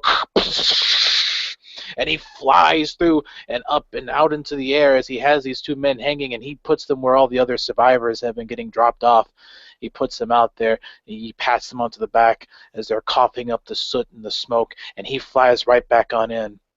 Yeah, as you get them out, you can see that their white painters' clothes have been turned to black by the smoke in many places, and also when you bring them down, an ambulance has already arrived, and immediately when they come, they are given oxygen and all that. And at that time, pump trunks.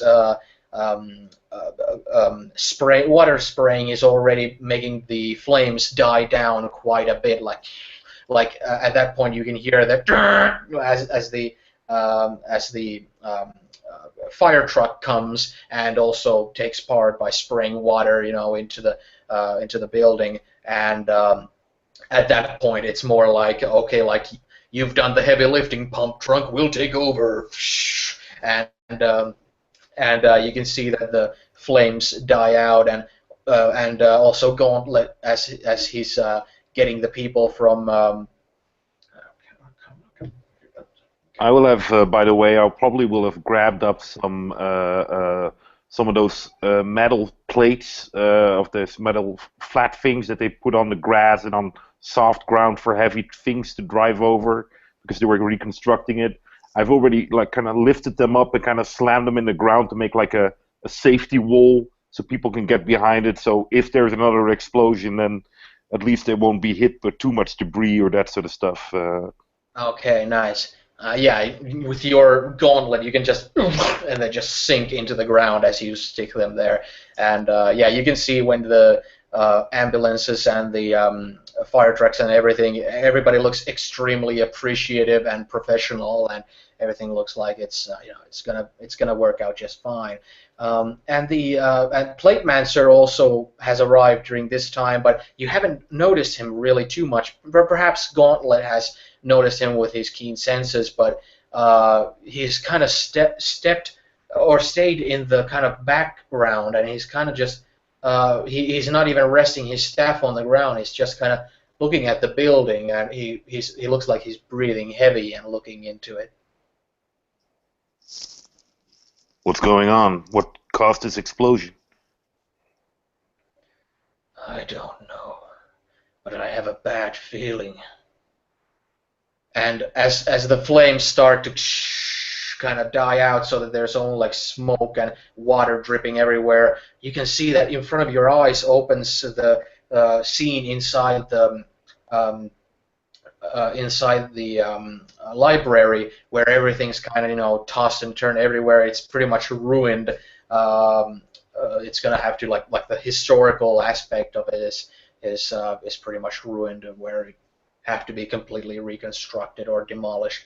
And you see that what opens up in front of your eyes is this giant hole in the middle of the library's floor. Just this kind of the floorboards just kind of sticking up from everywhere, and there's just this hole like like it leads to technodrome type of thing. It's just this hole leading down, and as the water sprouts are kind of like turned off, and there's like a moment of silence, and then you hear the same harrowing banshee scream, and that's clearly coming from the hole. It's just it doesn't come at first very loud. It comes just like this kind of at first this kind of soft and kind of like cold, and then it just kind of comes where it hurts one's ears, and you can see that Plate Master takes like a half step backwards and looks like legitimately frightened. I don't know what's going on down there, but there's a massive hole here. It's like some sort of sinkhole. I think that's where the noise is coming from. Indeed. I want to fly down and investigate. And with that is... Be careful. Wait, Cap. Perhaps we should plan something. I can't sit here while one of us flies down unprotected.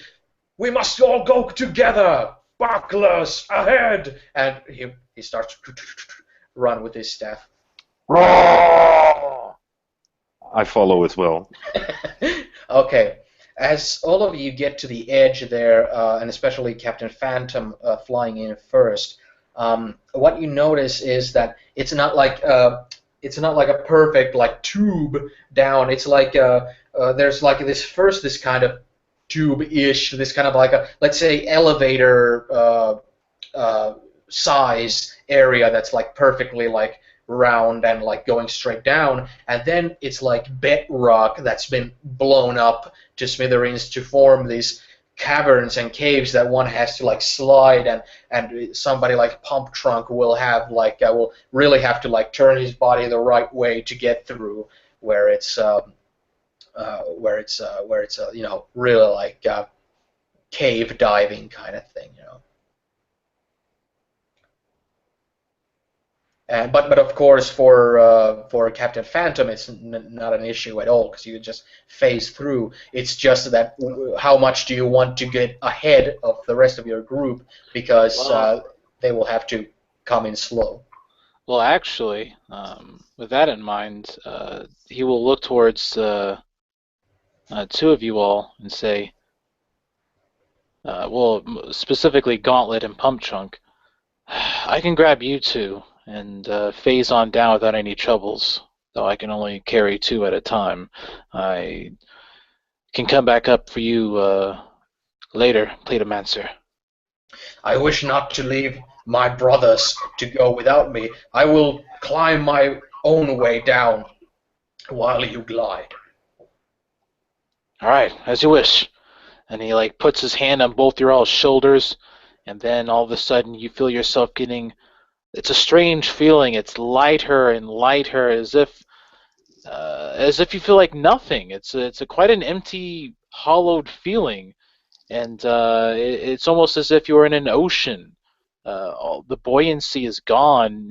You feel your feet as they are firmly pushed against the ground go through the ground, as if there is no ground, as if nothing, as if everything became a lie all of a sudden, and you feel yourselves being phased through. Please don't let me go. Yeah, it would be a bummer to materialize inside a rock face or something. Yeah. But you also notice that the camera drones that were gliding over the hole don't even make an attempt to try and fly through the hole, so they're just gliding on top of the hole there and surveying the situation, not getting a glimpse at what's underneath here. And as you're gliding through, you can see that it is in fact, like an old cave where almost like as if there was always a cave underneath the library, but there was just a layer of earth on top of it that was now blown up or something.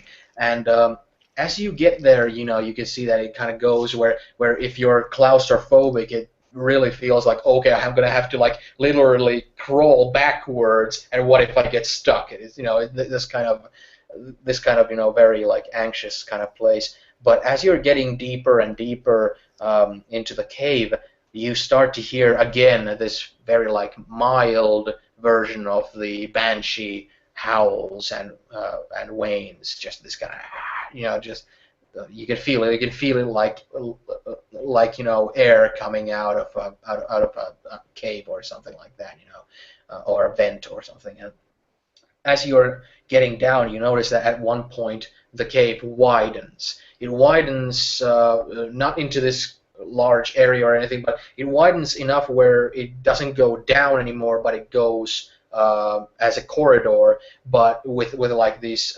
stalactites and stalagmites, from the ceiling there, and all these rocks, and there's this surface that kind of glitters, almost like really cold snow in the dark, and it's kind of glowing there, and little droplets of water just whoop, whoop, and that sort of thing. And it's the sort size where somebody like Pump Trunk will have to like crouch, but it's something where somebody like, let's say, Captain Phantom, who's not as big, can almost straighten their back. So it's no longer necessary to phase. Pump Trunk, can you check if there's any deadly gases or dangerous gases here? Scanning now. As you're scanning with like Predator style with the different vision modes, kind of, just kind of going. You don't detect any natural gases or anything like that would be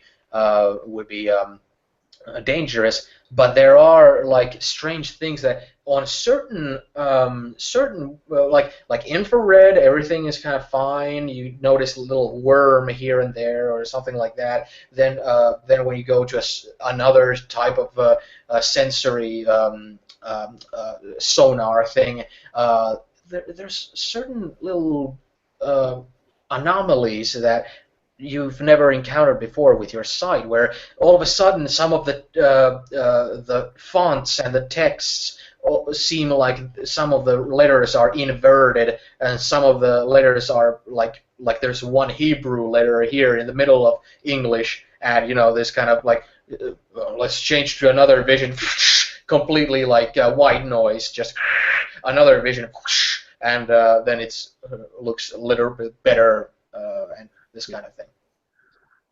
As far as I can tell, there doesn't seem to be anything dangerous, though there's some funky stuff going on.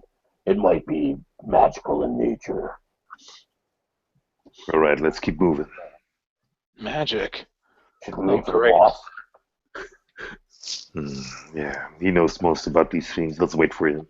No, hold on. I can get him real quick.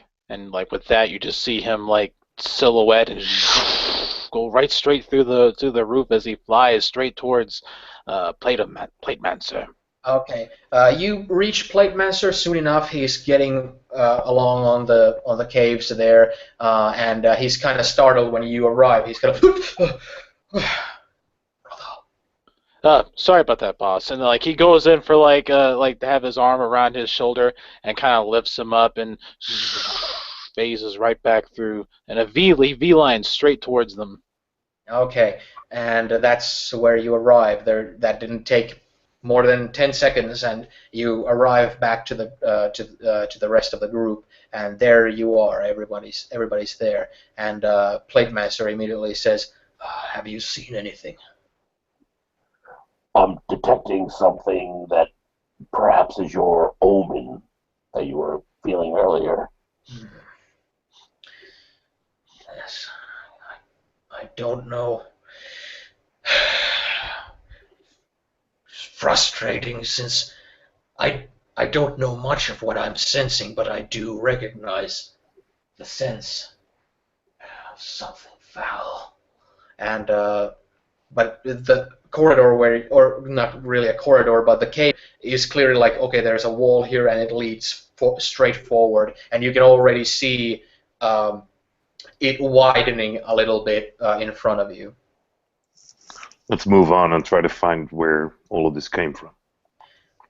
At this point, it's also getting completely dark, where only Pump Trunk can see around him because of his vision. And at that point, Platemancer's staff's the sword part starts to glow green, so he has a little bit of a light, but it doesn't last too far. So Pump Trunk is definitely the scout in this in this predicament.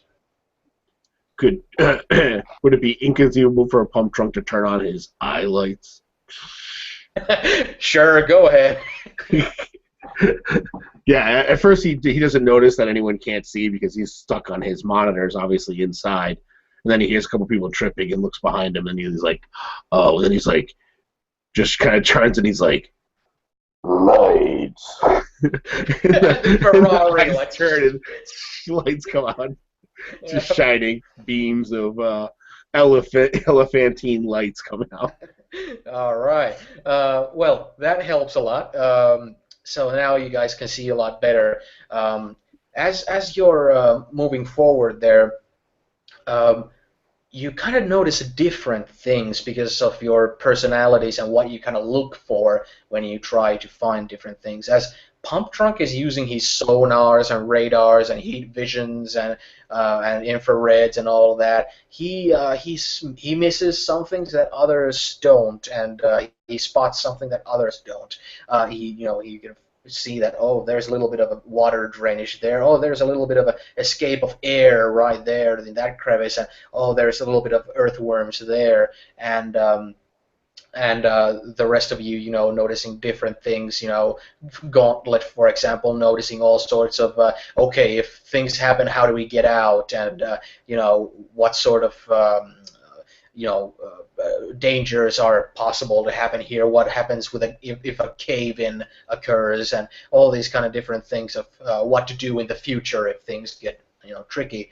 And with Captain Phantom, as you're kind of going there, you notice that as Platemancer seems much more tense, again around you, you kind of, feel like, you're not sure, what's going through his mind, and then you kind of nonchalantly, as you look towards one of the walls there on the cave, you swear that you saw a face. As soon as he sees that, he looks over at the rest of them. I think I just saw a face there.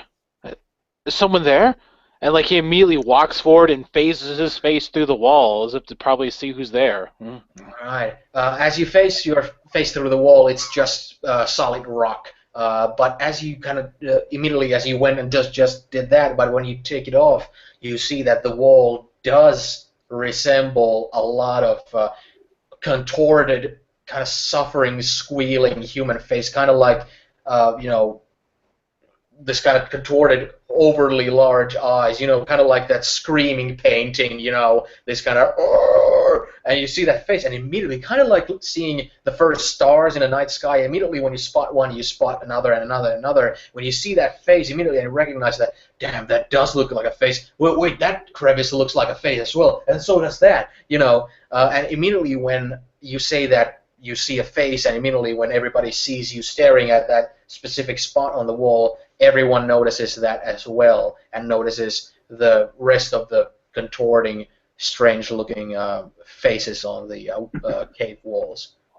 Have we stepped into hell? What is this, demon visages? I can't even say that word.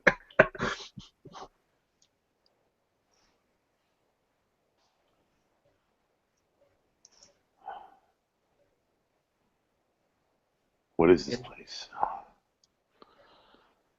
Platemancer is kind of just looking around, and you can already see that the staff is kind of shaking in his hands, and he says, I don't know. That's the thing, I don't know. Wish my mentor was here.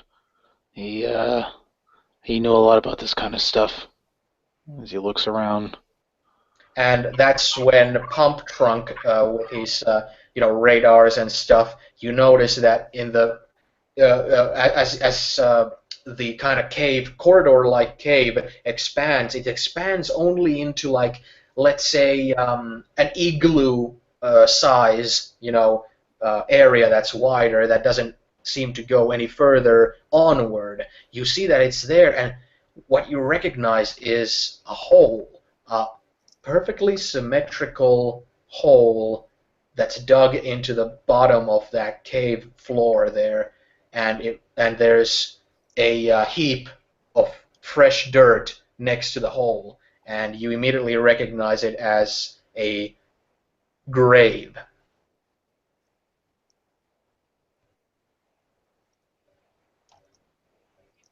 There's something up ahead. With that, he'll actually start moving quickly down to that big igloo area where he can look in, and kind of steps to the side, allowing others to come in and look.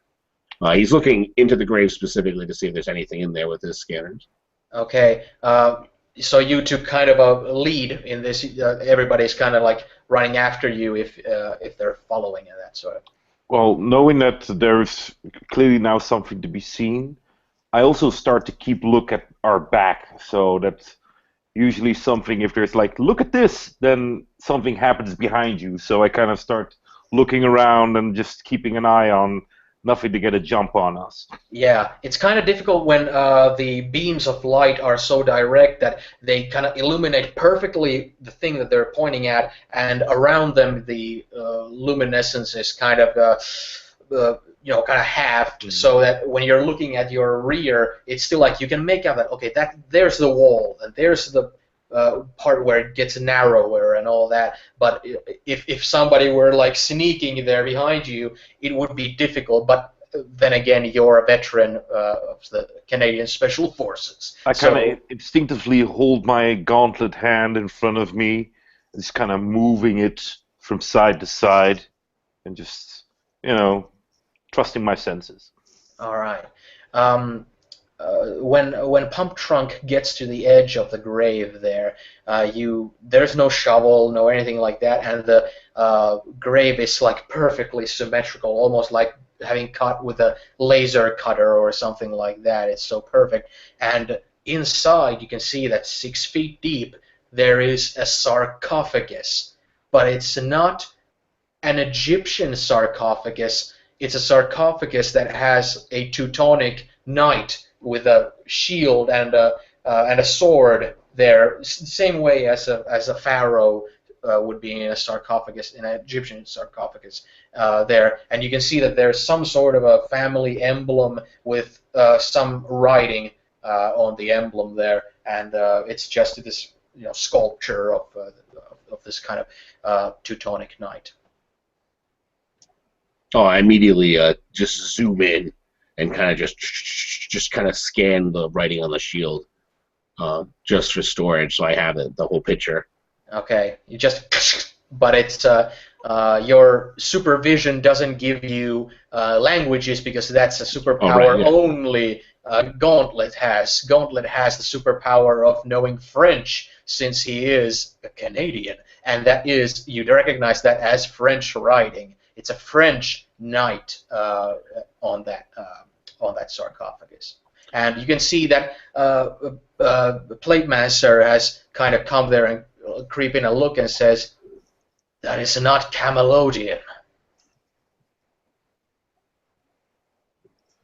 Am I even looking at it? Because I'm pretty much keeping an eye on the back. Most likely no, but unless somebody wants to call you in, if they're aware of your incredible inhuman powers of the French language. There's a strange language written on it. I'm not quite sure what it is. And with that, he kind of like, one of his eyes turns off, and then kind of turns into a projector and projects it up onto the ceiling. Take a look at this, my comrades. What you see written there are 3 words. On a family emblem, there's a family emblem on the shield of a griffin, and it has an R2 unit. R2 coming around, yeah. Well, Indiana Jones did have that pillar with the R2D2 and C3PO carved into it. But anyway, the 3 words that are written into the emblem are preeminence, potency, pleasure.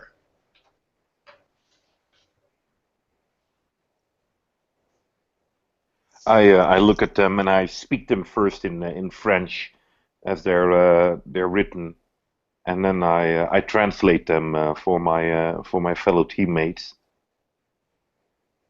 It's French. But what does it mean? I translated it again and say, "That's the closest I can get." Preeminence, potency, pleasure. Plate Master, is that some sort of spell? It seems I am not as well versed with Earth history as I perhaps should, but it seems like some sort of a family emblem, something obscure, something I haven't heard before. And with that, Captain Phantom will walk towards the sarcophagus, and as he does, he'll pass by you, Pump Chunk, and he'll stop and look and can you spare a light? Of course. He kind of turns and looks down. When you go down, you notice that on the side of the sarcophagus, there's where you would open it. There's another emblem. There's a plank that has written on it the person's who's occupying the sarcophagus, his name and title, and it's in French, but it's a name, so but still, it's French. I say, wait. Before we go in or we do anything, we shouldn't be opening this sarcophagus. Oh, I was just gonna take a peek inside. There's more weird writing on the bottom. It looks like a name, perhaps. And I'll just tell him the letters. If I can tell what the letters are. Yeah, it says Sir Didier of Normandy. And it's also marked 1356.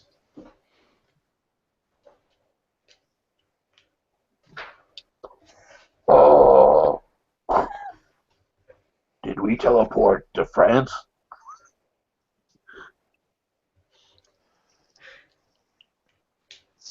I look at our leader and I say, "You don't know what this is, do you?" No. No, I don't. Looks harmless enough, but doesn't feel like it. Then we should not touch it or meddle with it. We should have somebody that knows these kind of things take a look at it before we do something wrong. But who knows? The harrowing sound, the explosion, there was no sign of any plastic explosives, dynamite, back powder, anything. It has magical auras all around it, and I do not know any sorcerer or any of this sort on the entire East Coast. This could be something that would have precautions if we don't do anything. I think it's all the better that I just take a peek inside real quick, and with that he'll walk over to Pump Chunk and kind of get a light from him, a little like hand flashlight, and just walk over. You're gonna unscrew his eyeball or something. Well, I figured he'd have like a little pouch. I'm an ex-fireman. Of course I have a multi-tool and multiple small mag lights in my pocket. Here, my friend, take one. Why, thank you, Pump Chunk. And he takes one and I don't think you should look into it. well, we got to find out what's in there, right? Do we? Of course we do. Let's open it. Wait. Well, no. I was suggesting, Pump Chunk, that I just phase through and just briefly take a look around. Whatever we do, we cannot just leave it idly by. Something could happen soon. We're not going to be able to carry it out the way we came. Or can you, Captain Phantom? Kind of looks at it. I don't think I'll be able to carry this big boy out. I can phase. He kind of flicks at it with his fingers and traces over the edges of it, but I can't, I'm not that strong. As he's looking around. Well, brothers, we must do something. I say, look in. I kind of bulge my fist. How high is the ceiling here? Well, it's like an igloo size, so you don't quite reach the ceiling with your fist like that, but if you were standing on somebody's shoulders, you would. Can I go where the ceiling is the lowest? If I jump, then could I hit it? Yeah, but you would risk a very serious risk of a cave-in. Yeah, that's the entire plan. If they open it You want to kill everybody. and if something goes wrong, I mean, we need to contain it, and if we're in it, that's okay with me. Damn.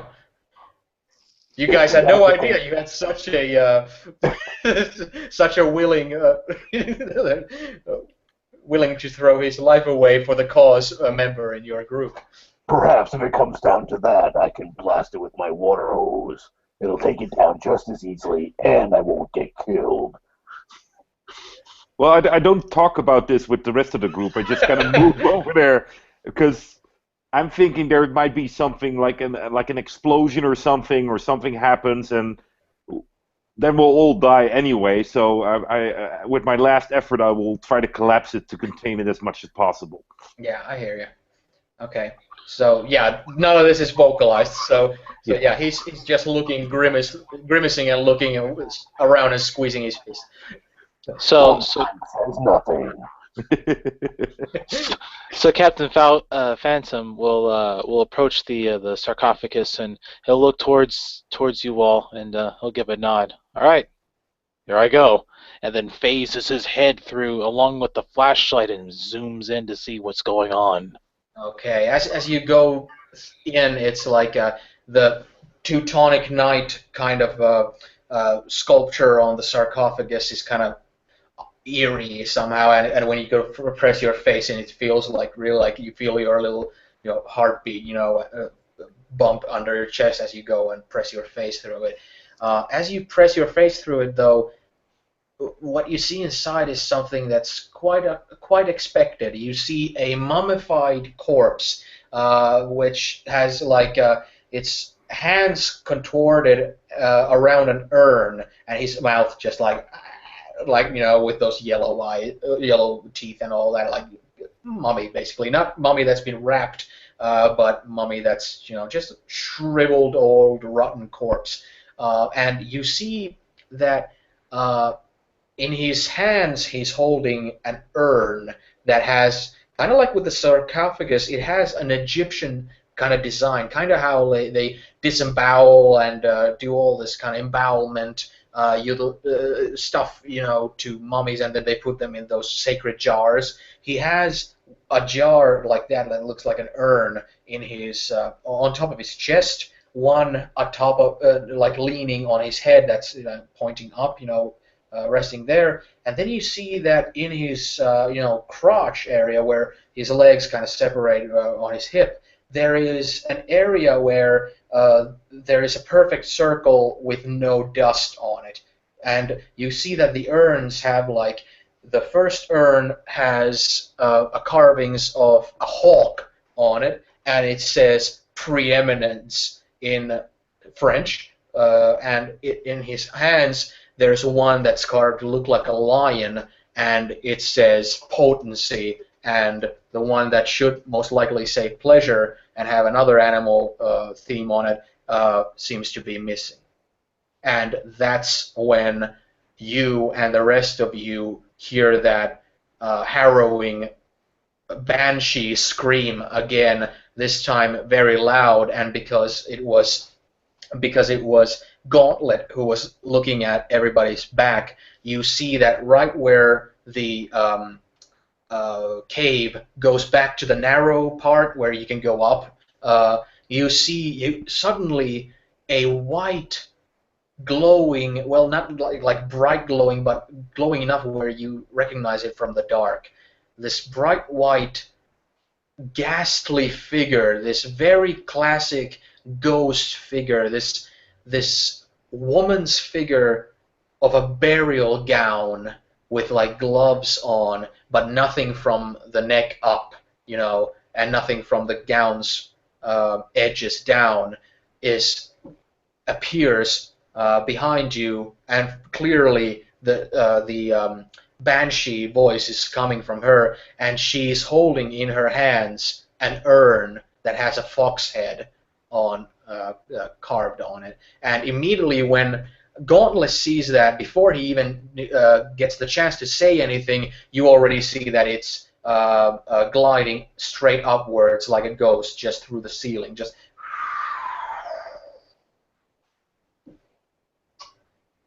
Everybody heard the scream, but Gauntlet was the only one to see the apparition. Oh shit! You guys hear that? He lifts his head out of the sarcophagus. There was a spectral being. Huh? How did I not feel its presence? This place is screwing up my senses. It was holding some burial urn with the head of a fox on it. An urn? This corpse in here, this mummified corpse, he was holding several urns.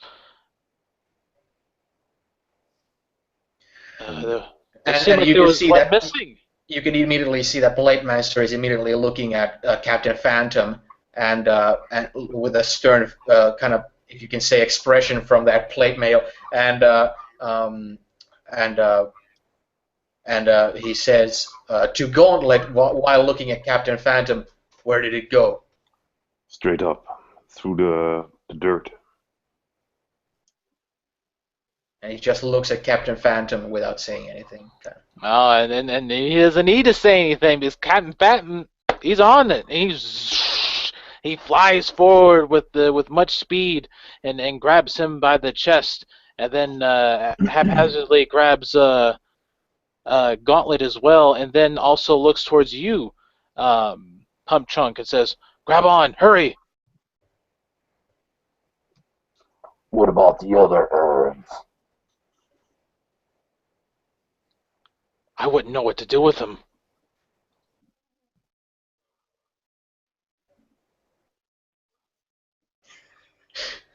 Go! Yeah. Come on, just grab on!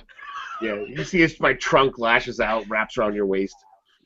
And with that, like, you feel that weightless feeling, and he takes off. But like you said about lifting the sarcophagus, now that you have 3 people on you, while 2 was the norm, yeah, you're not gliding at your top speed, and you're really like, you feel like the stiffness of your neck with that trunk kind of around it, or your body and all that. It's definitely a strain upon his body as we go through the many miniature stratospheres of this earth and dirt, and many layers of sediment and rock layer and pipes and all kinds of stuff as we head up to the surface at a much slower rate.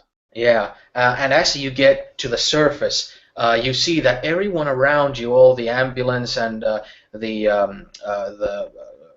fire truck drivers and all that, everyone's standing there and with their arms to their sides and looking up in like this kind of, mouth half open gaze, and you see that the entire sky is now filled with those thunder clouds, those storm clouds. The rain is now all out heavy rain, but the people don't seem to mind that one bit. They're almost like hypnotized, and there's thunder just. And when you come to the surface, you immediately notice the ghastly apparition, this woman's burial gown that's very like thin at the waist, very like almost like grotesquely thin at the waist, with like gloves and with all sorts of patterns on the gown and all that. And she's high up in the air. She's like 50 meters up in the air. Well, let's say 20 meters up in the air, but some height where you'd only reach her by flying.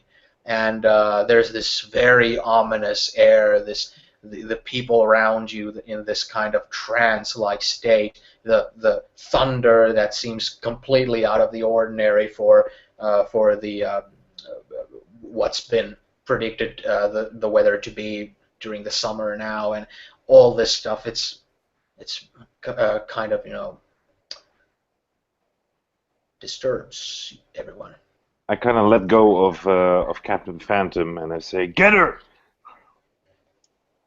With that, he lets go of everybody, and as they all disembark, Captain Phantom kind of just looks up towards her and takes a gulp inside of his own throat, and the rain pelting his body and such, and he thinks to himself, "When it rains, it pours," and he takes off with super speed as fast as he can with his arms outwards. All right. Well, as you're flying upwards and you can feel your friends standing there looking up at you the same way that the people around are also looking up in the heavy rain, and the flashes of thunder, just these flashes of white bright light in the dark stormy sky as you see this burial gown apparition there standing. As you start to make way, as you start to get closer and closer, you somehow feel like you can see the single droplets of water just kind of like splash and kind of glide slowly. You feel like, am I slowing down? Like, is something contorting, time and space or something, that you just feel like you're getting into this like slow motion, like you're like going as fast as you can, but at the same time as you get closer and closer to her, it feels like as you're trying to struggle your way out of kind of from what's that, the sinking sand, the more that you struggle the more you sink, type of thing, where you're flying you feel like you're entering into a sort of slow motion, and all of a sudden all sorts of these thunder clouds and these thunderclaps and these bangings of thunder and all that start to also get kind of muffled in the background, kind of like, and as you get closer, you see that the ghost holds the urn, the pot with one hand, and with the other, she kind of runs her gloved fingers on top of the urn with the fox head there, and you can see the writing there, just like with the other urns, and she's rubbing it, and you start to hear these kind of like with um, the banshee noises. You start to hear these kind of these kind of half pronounced words of some gibberish, just kind of like flying past you, like some sort of invisible birds flying around you, just these kind of, and when you get kind of closer and she's twirling her fingers on top of it, you hear her speak. It's this distorted, almost like reversed sounding speech. It has this little girl kind of tone to it, but it sounds so distorted. It doesn't sound like an actual little girl's voice. It's this kind of yes, this kind of it's muttering something that sounds like a legitimate language, perhaps more than actual tape being reversed, but it's extremely weird. And she's twirling her finger on it, and she lets out these, in the middle of speech, she sometimes lets out these little whimpers or sobs or sighs as she's kind of, continuing her mumbling. And as you get closer and closer, as you feel getting more and more into a slow motion, as you feel your own heartbeat in slow motion, like this, like underneath your chest, and you feel almost like, am I gonna miss a heartbeat now? Like, no, so like your mind is racing regular speed, but you're being holding. And as you start to just get into the right distance to like lay your hands on or something like that, you hear the only word she says in a language you understand as she ends that distorted speech with saying, "I consent." And she presses the urn against her chest and her body engulfs it. And as you're just about there, as you're just about like a finger's reach from her, all of a sudden she turns completely black, and out of her widens this ball, this kind of sphere of light, this blindingly bright light that blows her into dust in the air as it comes, and it just widens.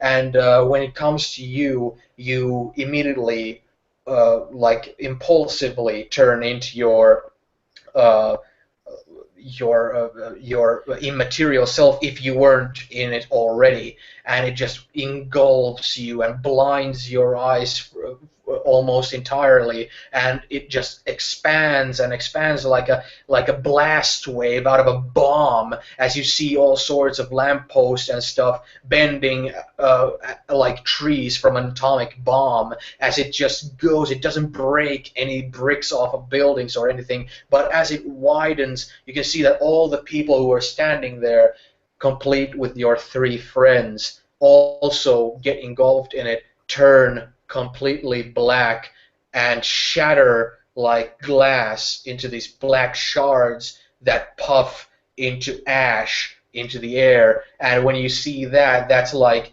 your mind starts to wonder if it can take much more of what you're seeing, and the light starts to get blinding, and you hear just the expansion of that energy sphere just as you lose your consciousness, which you gain very soon after on the ground. Oh well, but right before that happens, right before that flash, it's just him grunting. Ah! All right. As you regain your consciousness, you notice that you're on the ground, basically where you went up from the burnt down library. When you kind of open your eyes, the water is still pouring, and you can hear the thunder just. And as you open your eyes and you feel like, like waking up in the middle of the night, you feel like you just can't see. You can recognize things, but it's still like you can't really, like, you couldn't read anything or anything like that right now. It's like and when you regain consciousness, you see that you're completely surrounded by a circle of black ash that people, including your friends, had turned into. You see that the hole on the floor has completely caved in into a complete just pile of just this sinkhole rubble. And when you look around you, you see that the entire sky is not only covered in dark storm clouds, but completely black clouds. Clouds that are more reminiscent of the smoke coming from the fire and such. And when you look around, it's like, is it the blinding effect, or what is it? Like those signs that should be yellow are just pale gray, and you look around, the grass looks gray. What's going on? And you also notice that your own hands have completely lost all sense of color. And when you look at yourself, you can see your whole body. You're completely gray. There is not a single life-affirming shred of pinkness or red or anything of the sort on your flesh, and your clothes that were always bright with the colors of the flag and everything are all just darker gray and lighter gray right next to one another. And you're filled with this strange feeling, this kind of like choking on your throat, not just because of seeing what happened, but there's this like constant, like, you feel like, no, this is a dream. This is a dream. This is a nightmare. I just can't tell it's a dream, even though I know it's not real clearly, but it's dream-like what you're seeing. And with all that shock settling in at first, he's got his head clear and stuff, and the imagery of his comrades being turned into utter dust. At first he thought, no, that was just some sort of hallucination. What happened to me?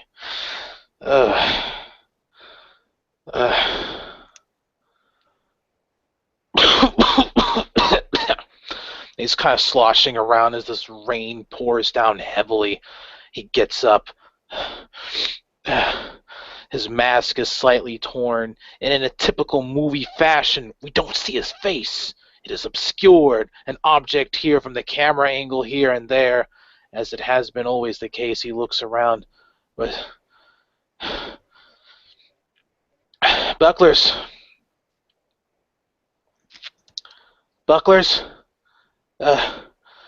Plate man, sir. Plate man, sir. Pump trunk. Gauntlet. Do you read? Over. Damn. What? He begins to walk around, his body swaying back and forth as everything hasn't quite stopped moving around in his own head just yet. But he gets around, he sees that ring of black dust, and then suddenly, just like that, his memory flashes back and he sees them. He sees their visage, their forms as they turn completely black, a shadow against pure light before turn into ash. And it takes a while for it to register, and he collapses to his knees, his mouth agape.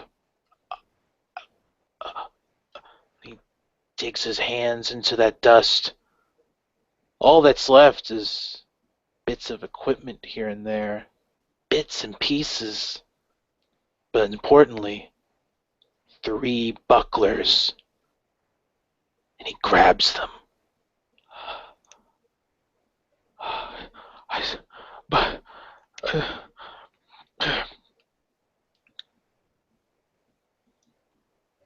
Why?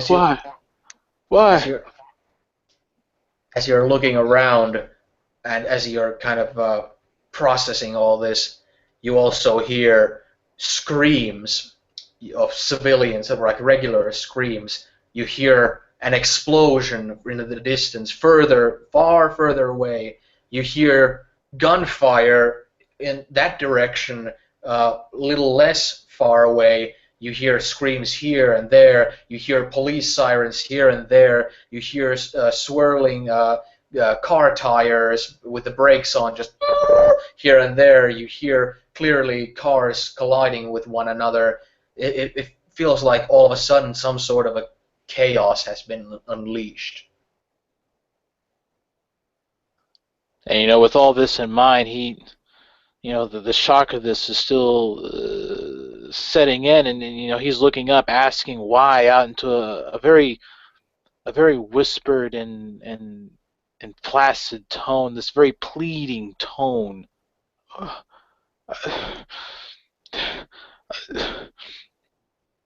He quickly grabs the buckles, he puts them away into like a pocket, ties them around himself, and begins to stumble off. And as he does, he looks around. He doesn't recognize anything. Nothing feels the same anymore. Something has happened. He hears the explosions off in the distance. Oh! Blah, blah, blah, blah, blah, blah, blah. And he's wondered, it's almost as if he's in a war zone or something. The shell shock that has happened to him. He stumbles about, and everything feels so surreal at this moment. Not even time to process emotion. Now he's running off of instinct. And as such, he immediately just takes off, flying through the air, getting a survey of the situation. He begins to try to see what's going on. Yeah. What you see around you is basically this morning when you left your apartment and you glided through the air with all the color painting the sky.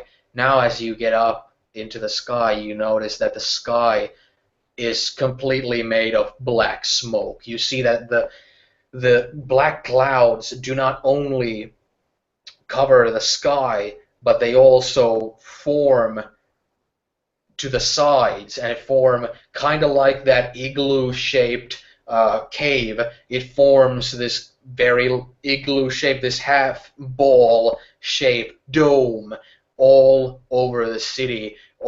It ends into the Atlantic Oceans every time. It doesn't go to ground level. The only way that it seems to cross any physical land is the bridge leading out of this town back into the mainland, and you can see, even though you don't see the colors, you can see the flashes of police squad car lights all around that bridge in the distance, and you see the rain is falling, the thunder is sounding heavily, and the water is just draining from your nose and chin, just from a faucet, and it's just you see the smoke coming from here and there with the explosions and with the car fires and whatnot. You hear those screams around you. So many. It's always been like case by case basis in the past on the bucklers,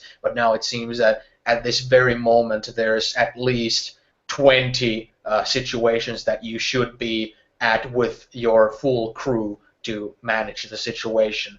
But what does grab your attention the most is the bridge. What's going on at the bridge? Well, when he sees that, he immediately flies over to where that bridge is at full speed, um, going as fast as he can. All the while, all these images popping into his mind, this confusion, he tries his best. Again, running off of instinct, everything feels completely and utterly surreal. This is like a backdrop of what has happened. Nothing feels quite right. Everything in his gut is telling him that something is wrong. His justice sense is completely on edge, and he can just imagine the amount of chaos. But all of a sudden, he's panicked. He's by himself. What could one man do? Uh, He tries his best to block out those discouraging images, those thoughts that a hero should not have, and he plows forward, going as fast as he can, but still has those buckles clutched in his hands. okay. As you get closer to the bridge, you see that there's police cars have been trying to kind of come in there. Not really anything very um, formal or with a lot of thought behind it. Just like there's like at least 10 police cars on the bridge. It's a pretty wide bridge. There's two lanes going both ways, and as you go there, you see civilians, regular people, like running on the bridge to the smoke, and there's police who are trying to stop them. Stay calm, please, please don't go. And you see people just running through to the smoke. Just they just go to the smoke, and you have no idea what happens. Can you just run through or anything of the sort? Like people just the police are trying to stop them to try and keep people calm, but some people, of course, escape the police grasp and wind up running through the dome of smoke. Seeing how peculiar this is, he wonders, is there a way out? and he flies straight towards that barricade, and he kind of hovers over top of where the police are sitting there, and the people are like, "Oh my God, I gotta get through! I gotta get through!" "No, ma'am, please, guys, stay right here." The police are in this utter chaos mode, but he doesn't know what to make of this, and he approaches the smoke and pushes his hand up against it. Okay. As you're going against it, you can feel this kind of, as you're getting closer to it, you feel this same sort of feeling that you got in the cave with the distorted faces on the walls.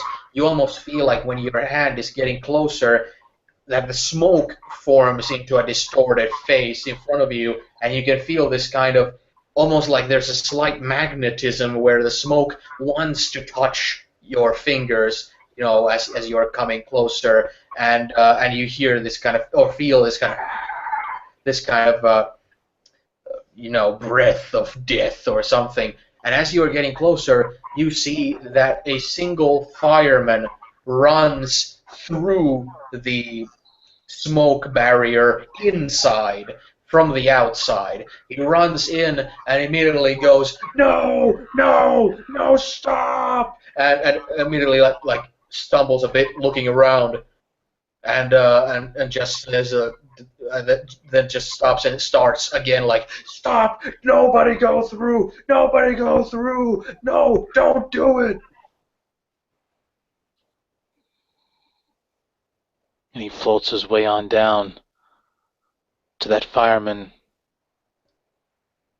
and he lands right next to him. "What's going on? Why can't they go through?" "I was on the other side, posted there, and I saw people. It's Captain Phantom. I saw the people running through, and as soon as they came to the other side, the pale gray faces, immediately when they came into contact with sunlight, they burst into flames, and they turned into ash right in front of my eyes."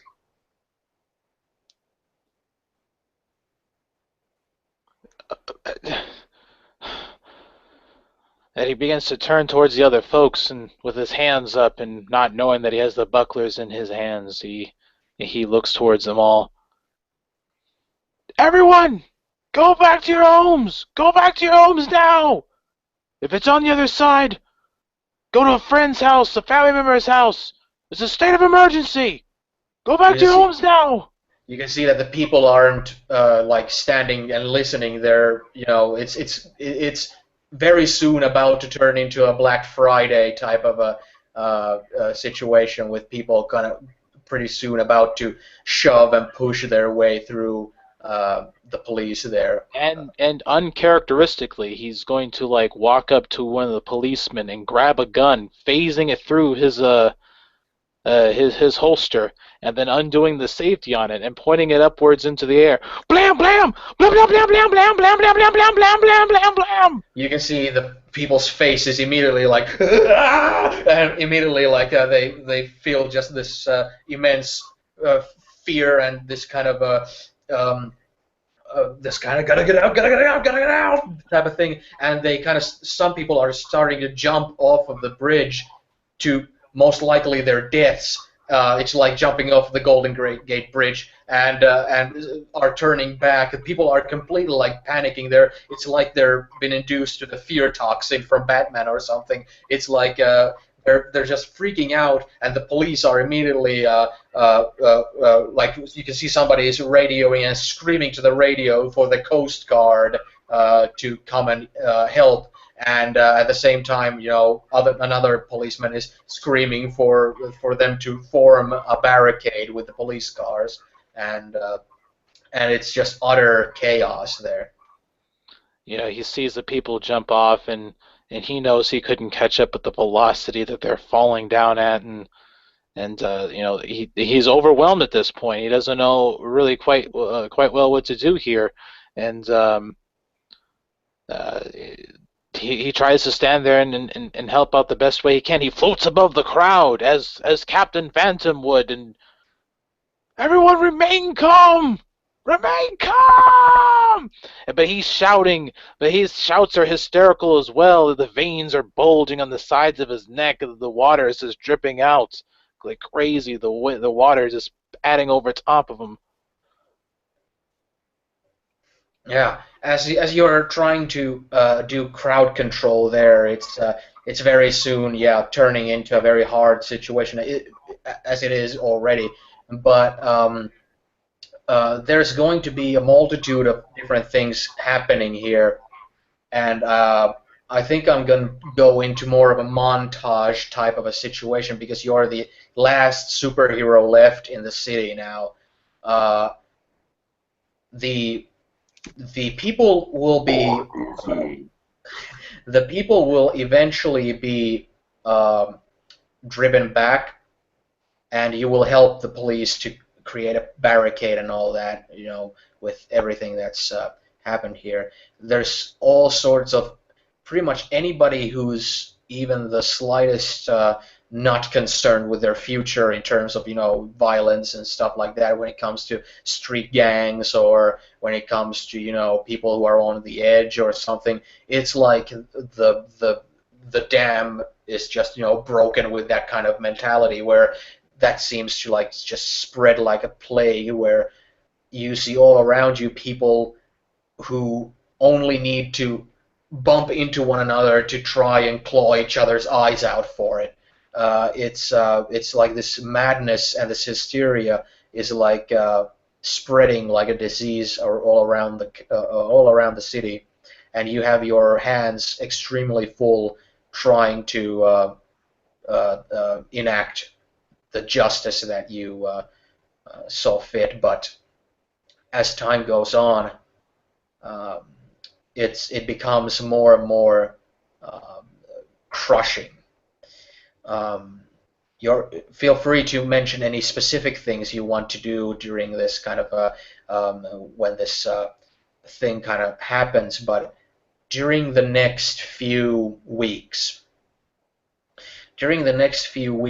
things will occur like an all-out barricade, an all-out blockade from the Coast Guard, from everyone building, cinder block and squad car blockades to the edges of the smoky dome. There will be erected. There will be very, very harsh and very rough um, kind of border patrol there to the edge of the dome there. The dome engulfs the entire island there. There's not much room to go out to the sea before you'd already hit the edge of that dome there. The police are getting increasingly more militarized in this. They already have the capacity to militarize themselves because of army surplus getting shoved to the hands of small town police forces and stuff. So they have all sorts of armored vehicles for SWAT situations, like hypothetical SWAT situations. They have like 10 armored vehicles there and all that. The police are beginning to seem more like a military junta. They're bringing like martial law is like this close to happening legitimately.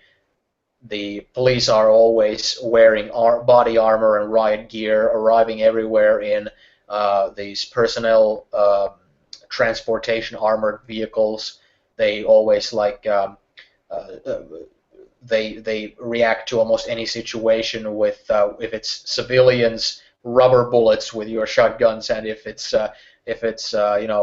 any sort of a hostile, use lethal rounds with your shotguns type of thing. If it's any gang related thing, just armored vehicles will just bum rush the scene and just shotguns will flare up. And if it's something like hysterical gathering of just peaceful protest that turns into something violent or something like that, rubber And bullet kisses are gonna be felt. and and speaking of which, I'd like to kind of do a little montage of Captain Phantom here as this all progresses, and we see him go through the process. He leaves that barricade from the beginning, and he starts wondering about. We see a little brief montage of him as he heads back to the headquarters and stuff, but he also comes into contact with Tanya Vasilevich, um, who founded the Bucklers, um, and he goes to her and stuff, and then we see the montage of the Bucklers being, just being dropped upon her desk, and all of a sudden the full weight of what has happened. We flash back to him, as a myriad of images. Him talking to her, him flashing back to a disclosed apartment of some sorts, just in utter tears. Gripping that emblem, the buckler emblem, in his hands so tightly that it almost cuts his own hands. A singed uniform as it was, just sitting there. Then we flash back to a montage of him trying to get through it. He's walking through the streets. He's trying to make his appearances. There are peaceful protests and stuff, and he's trying to keep things calm as possible. We see a man with such high hopes and prosperity, with such a non-violent attitude, because he never really bothered trying to hurt the criminals in any real serious ways. But we start to see that wearing down of that sympathy, that empathy, which occurs to a lot of people who work in such fields. Over time, they're wanting to put up with humanity drops lower and lower, and we see this, the haggard look upon his face. Again, we don't get to see the whole face, but we do get to see that mouth of his. And at first there's that half smile, and then the flat face, and then nothing, and then it's like a machine after a while. But then at some point or another, it's covered completely. It's just some sort of strange cowl, just with holes in it, almost like Cobra Commander. Oh yes, and he is just walking around, policing people about. His personality is getting coarser and coarser, and things get a little bit more violent, far more violent, and things just start happening back and forth. We see a man on a building, a shadow of his former self, just sitting there and drifting away in and out.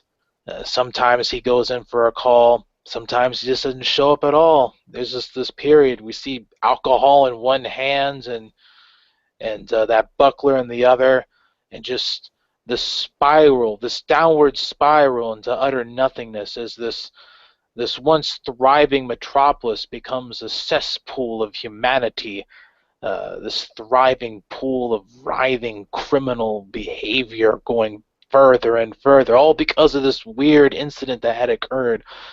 And then he hears different news of a sorts as he's on a phone talking to somebody. That gets into a heated argument all of a sudden. The phone gets slammed right to the ground. Of course, he phases it through the damn desk drawer, and then he just starts throwing off everything. Oh yes, that's right. There's that dresser room. It gets tossed to the side. That gets tossed off to the side. There's like a special little trophy there. He takes that motherfucker. Boom, right into a mirror and stuff. And then the mirror, he sees himself. He just punches it over and over and over and over again. Each time, each shard's falling, and we see that broken visage of what once was right there. And a drop of that bottle of whiskey right there on the ground next to it. And as he just slumps and wonders, his head hung low. Again, we don't get to see the full face of this man at that city, that utter black and gray. He looks about. And this is over like a montage of almost months almost. We see this downward spiral, downward, more and more and more. And one could even say years might pass as his visage changes almost irrevocably. And then one day, maybe perhaps, a communicator goes off. And we hear Tanya Vasilevich. I don't know how to pronounce that last name. Sorry. Vasilievich. Vasilevich. We hear maybe like a little contact, and he haphazardly holds it up against his head, and it fades back out, passing over to Jonas. I'm gonna have to interject something there also, but still on the actual what goes on in the city itself. um, with after the police situation getting more violent as well, um, everyone who lives in the city from there on in has nothing but nightmares every night. Night terrors, waking up screaming, covered in sweat, people getting sleep deprived and suffering from insomnia. There's all sorts of madness going around. There's the mayor of the town of the city. It has blockaded the entirety of the upper town, which is connected by bridges as well, to be blockaded by the police. So it's completely like it's been completely isolated from the rest of the regular people suffering there.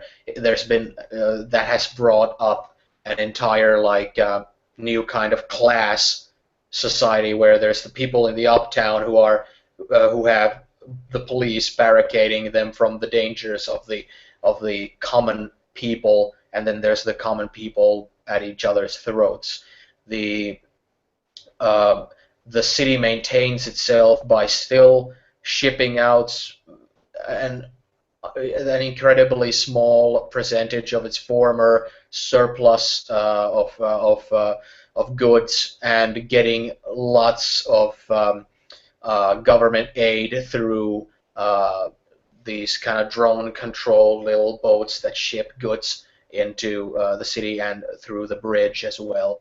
Though it's all barricaded from the other side as well, as you hear. Radio signals are down where there's only an internal signal sphere inside the dome where internet is no longer accessible, and radio signals and phone calls and whatnot do not reach outside the dome. So USB drives and letters and everything of that sort is used as communication through these shipments of goods and aid.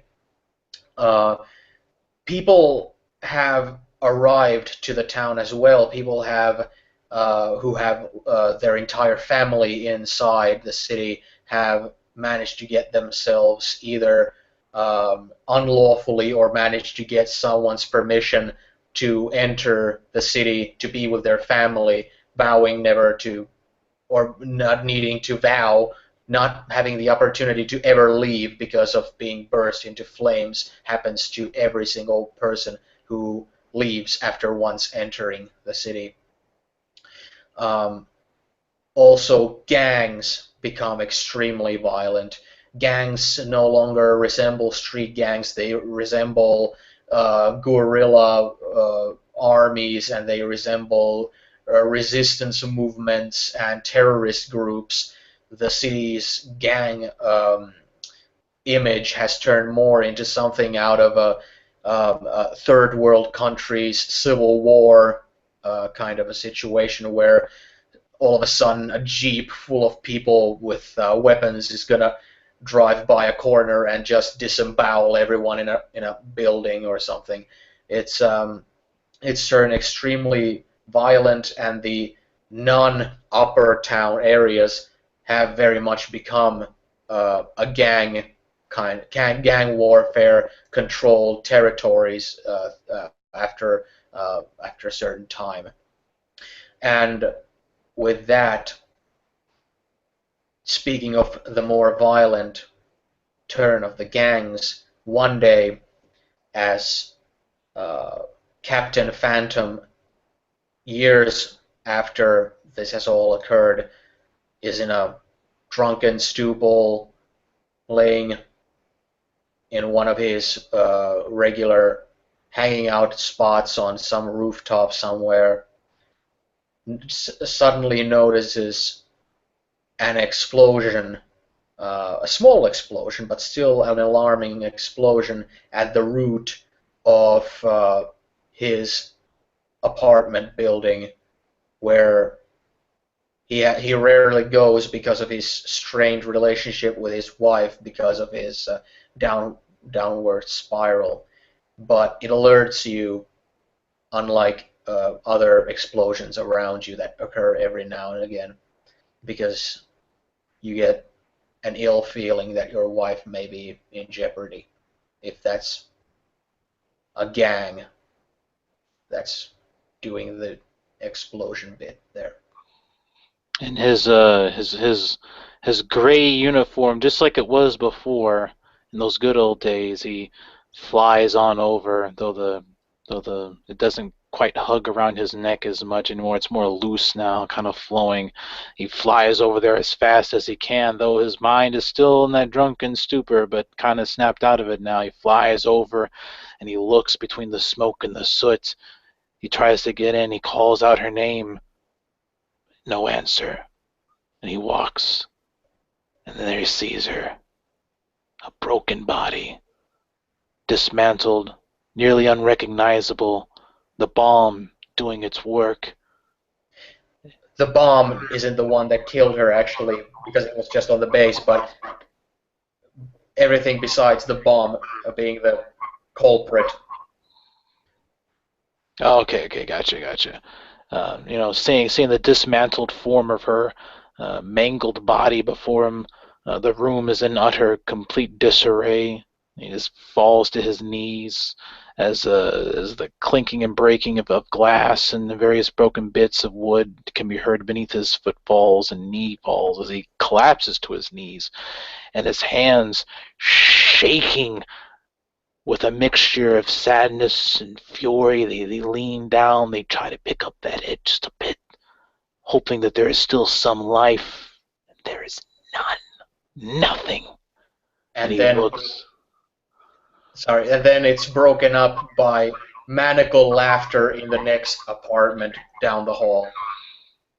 Because you hear someone scream, and then you hear this maniacal, laughter from that apartment. And with that, you like that face that shoots straight up, and then those white eyes, those white little eye holes that are there, that are so iconic to his mask.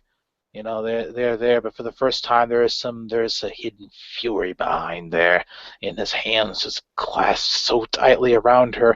He phase through her body, and she collapses back onto the ground, as always, letting those around him down. He floats up and blasts through the wall, going through there, phasing through everywhere, trying to find the source of that cackle. Yeah, as you get through the wall, it's right the next apartment. So as you get through, before they even see you, you see that in the next apartment there is a group of 3 young boys.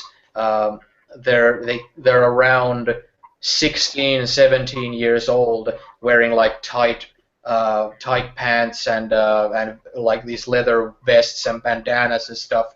And 2 of them are standing there with their backs to the direction where you're coming from, while one of them is on one knee on the ground with your old neighbor's body on the ground, with him grabbing the hair and cutting the entire head off with a big knife. And one of them is laughing to the other, saying that the barbarians are gonna have to accept us into their ranks after this stunt. Yeah, you got that right, Scooter. And just as Scooter says that, yeah, just like that, that's whom you see that black form, the visage of Captain Phantom as he comes right through there. But this isn't jolly Captain Phantom. No, this is a man who has been officially broken, and he comes bursting through there. There is no noise. There is no stance, no nothing. It is this utter silent rage as we just hear only grunts and murmurs beneath that throat, that mask, as we can see his mouth a bit, and again the mask is no longer tight against his throat. It's just kind of wavy now, and he just kind of looks about, and one of them might turn around and goes, "Holy shit, is that?" And the hand goes right over top of his face. And then all of a sudden, you see him struggling, and there's like a television there, right? And then all of a sudden, his hand phases his head through the television, and he just releases. And all of a sudden we see his body go, because now his whole biological flesh has been fused with the television. That plasma screen begins to break, and his body lights up like a Christmas tree. And various fumes of smoke and heat become blistering right out.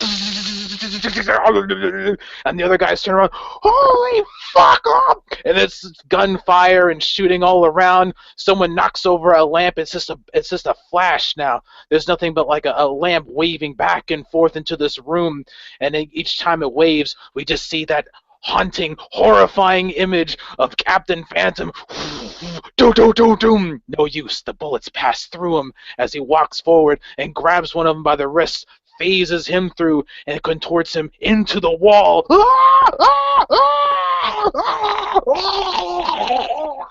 And the other guy turns around as he's busy cutting off the head. He turns, just grabs him by his throat. And then he picks up the knife and then slowly phases it through his head. No, please, no, please. As he's pleading with him, and he phases the knife through there, and then he just lets it go. And as it does, it phases back into reality, and now the knife is in there. Shink! But strangely enough, he's not dead. Not yet. He grabs that knife and kind of jiggles it around. And he leans in close. And all he can hear is that steady breathing of his.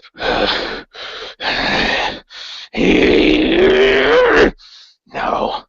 You've taken everything away from me. And now I'm going to slowly bleed it out of you.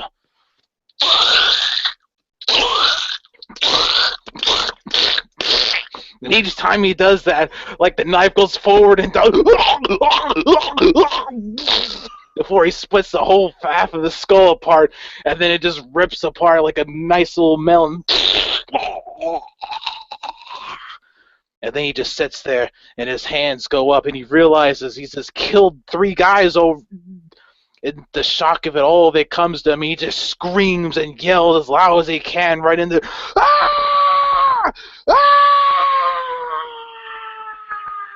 And he just crumples onto the floor, just screaming and screaming. And with that, the camera pans backwards up into the air, with you getting smaller and smaller as you scream into the sky there. And see, that's where we're gonna make the end credits. And when I was thinking about this originally, I figured, oh, when the end credits come, yeah, it has to be Queen's show must go on. But now it doesn't feel like too fitting.